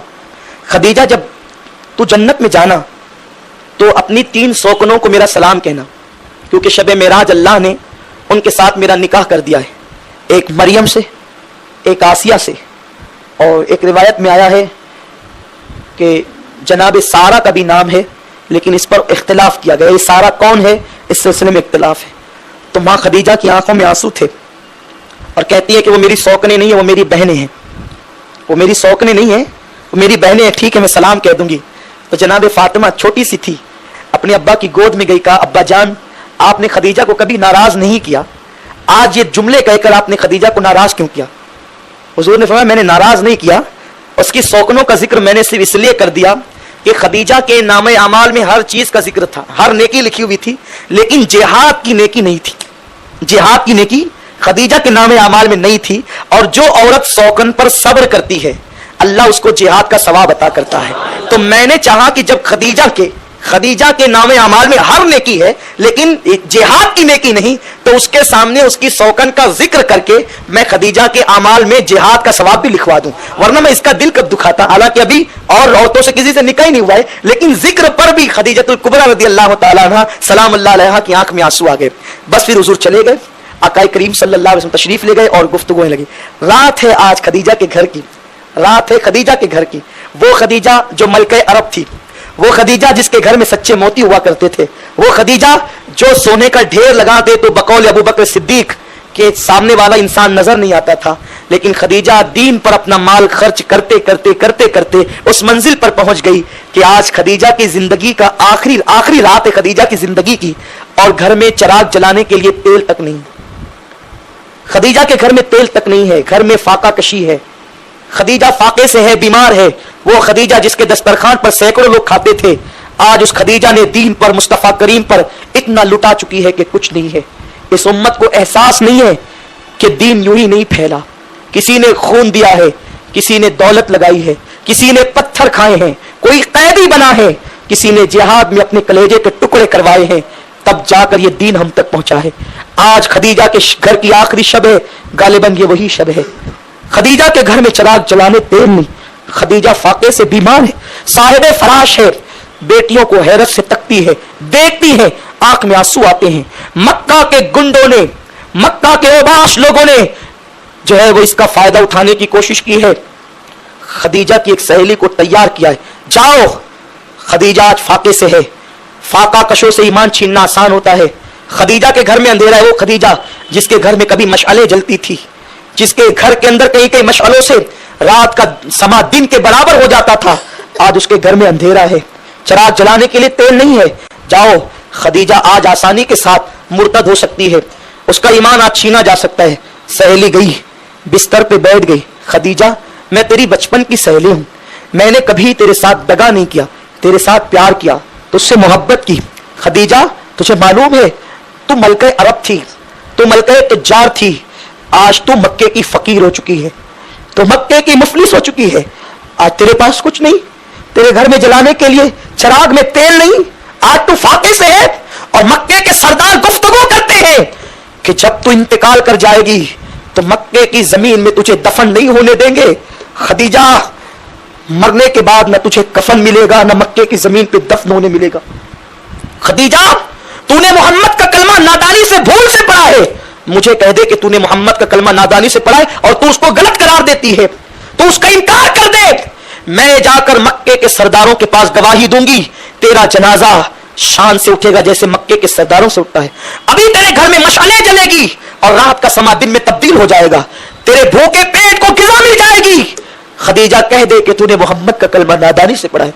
खदीजा लेटी थी, पूरी ताकत इकट्ठा करती है, उठकर बैठ जाती है, कहती है मेरी सहेली, तू ये कहती है कि मैंने मोहम्मद का कलमा नादानी से पढ़ा है? नहीं, मैंने मोहम्मद का कलमा नादानी से नहीं पढ़ा, करोड़ों बार, हजारों बार, लाखों बार अक्लो खिरत ने मेरे तलवों को बोसा दिया था, उसके बाद मैंने मोहम्मद का कलमा पढ़ा। मैंने मोहम्मद को शौहर समझकर नबी नहीं माना, मैंने देखा वो कभी झूठ नहीं बोलते, उन्होंने कभी झूठ नहीं बोला, उन्होंने कभी गीबत नहीं की, उन्होंने किसी का दिल नहीं दुखाया।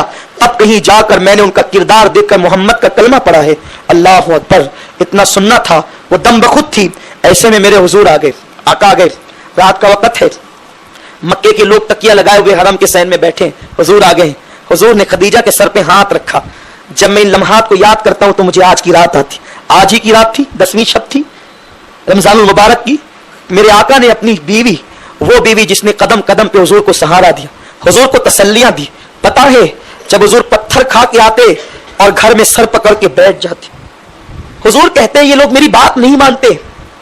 आका कहते हैं मुझे पत्थर मारते हैं, मैं इन्हें जन्नत की दावत देता हूं। तो उस वक्त खदीजा थी, कहती थी हुजूर आप हिम्मत न हारे, आप हक पर हैं, अल्लाह आपके दीन को गलबाता करेगा। अक्सर ये तसल्लियां माए देती है, माए, लेकिन माँ तो 6 साल की उम्र में दुनिया से कूच कर गई थी। अल्लाह ने बड़ी उम्र की बीवी मेरे नबी को इसलिए अता की थी ताकि वो तसल्ली दे सके, अपने तजर्बात पेश कर सके। माँ खदीजा सहारा देती है, तसल्लियां देती है। मेरे आका को वो लम्हे याद आते हैं। आज खदीजा अपने अल्लाह से मिलने वाली है, रफीक आला से मिलने वाली है, हुजूर का साथ छूटने वाला है। मुशफिक व मेहरबान मेरे नबी की बीवी दुनिया से कूच करने वाली है।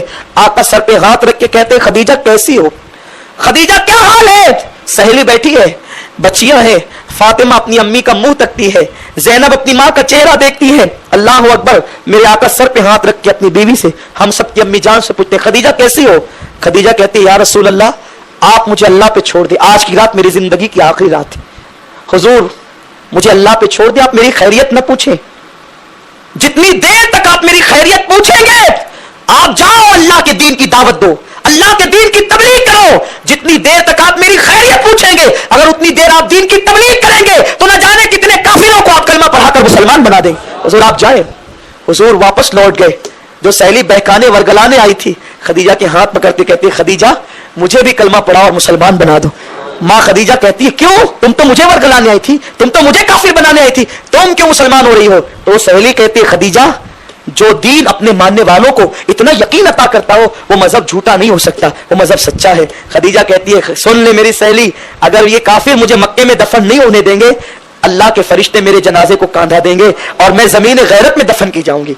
ये कहती है कलमा पढ़ाती है और उसके बाद जनाब खदीजा दुनिया से कूच कर जाती है। मेरे हुजूर कांधा देते हैं पूरी कायनात की सबसे पहली माँ को, उम्मुल मोमिनीन को। आंख में आंसू जारी है। कोई कहता है हुजूर आप रो रहे हैं? कहते मेरा सहारा जा रहा।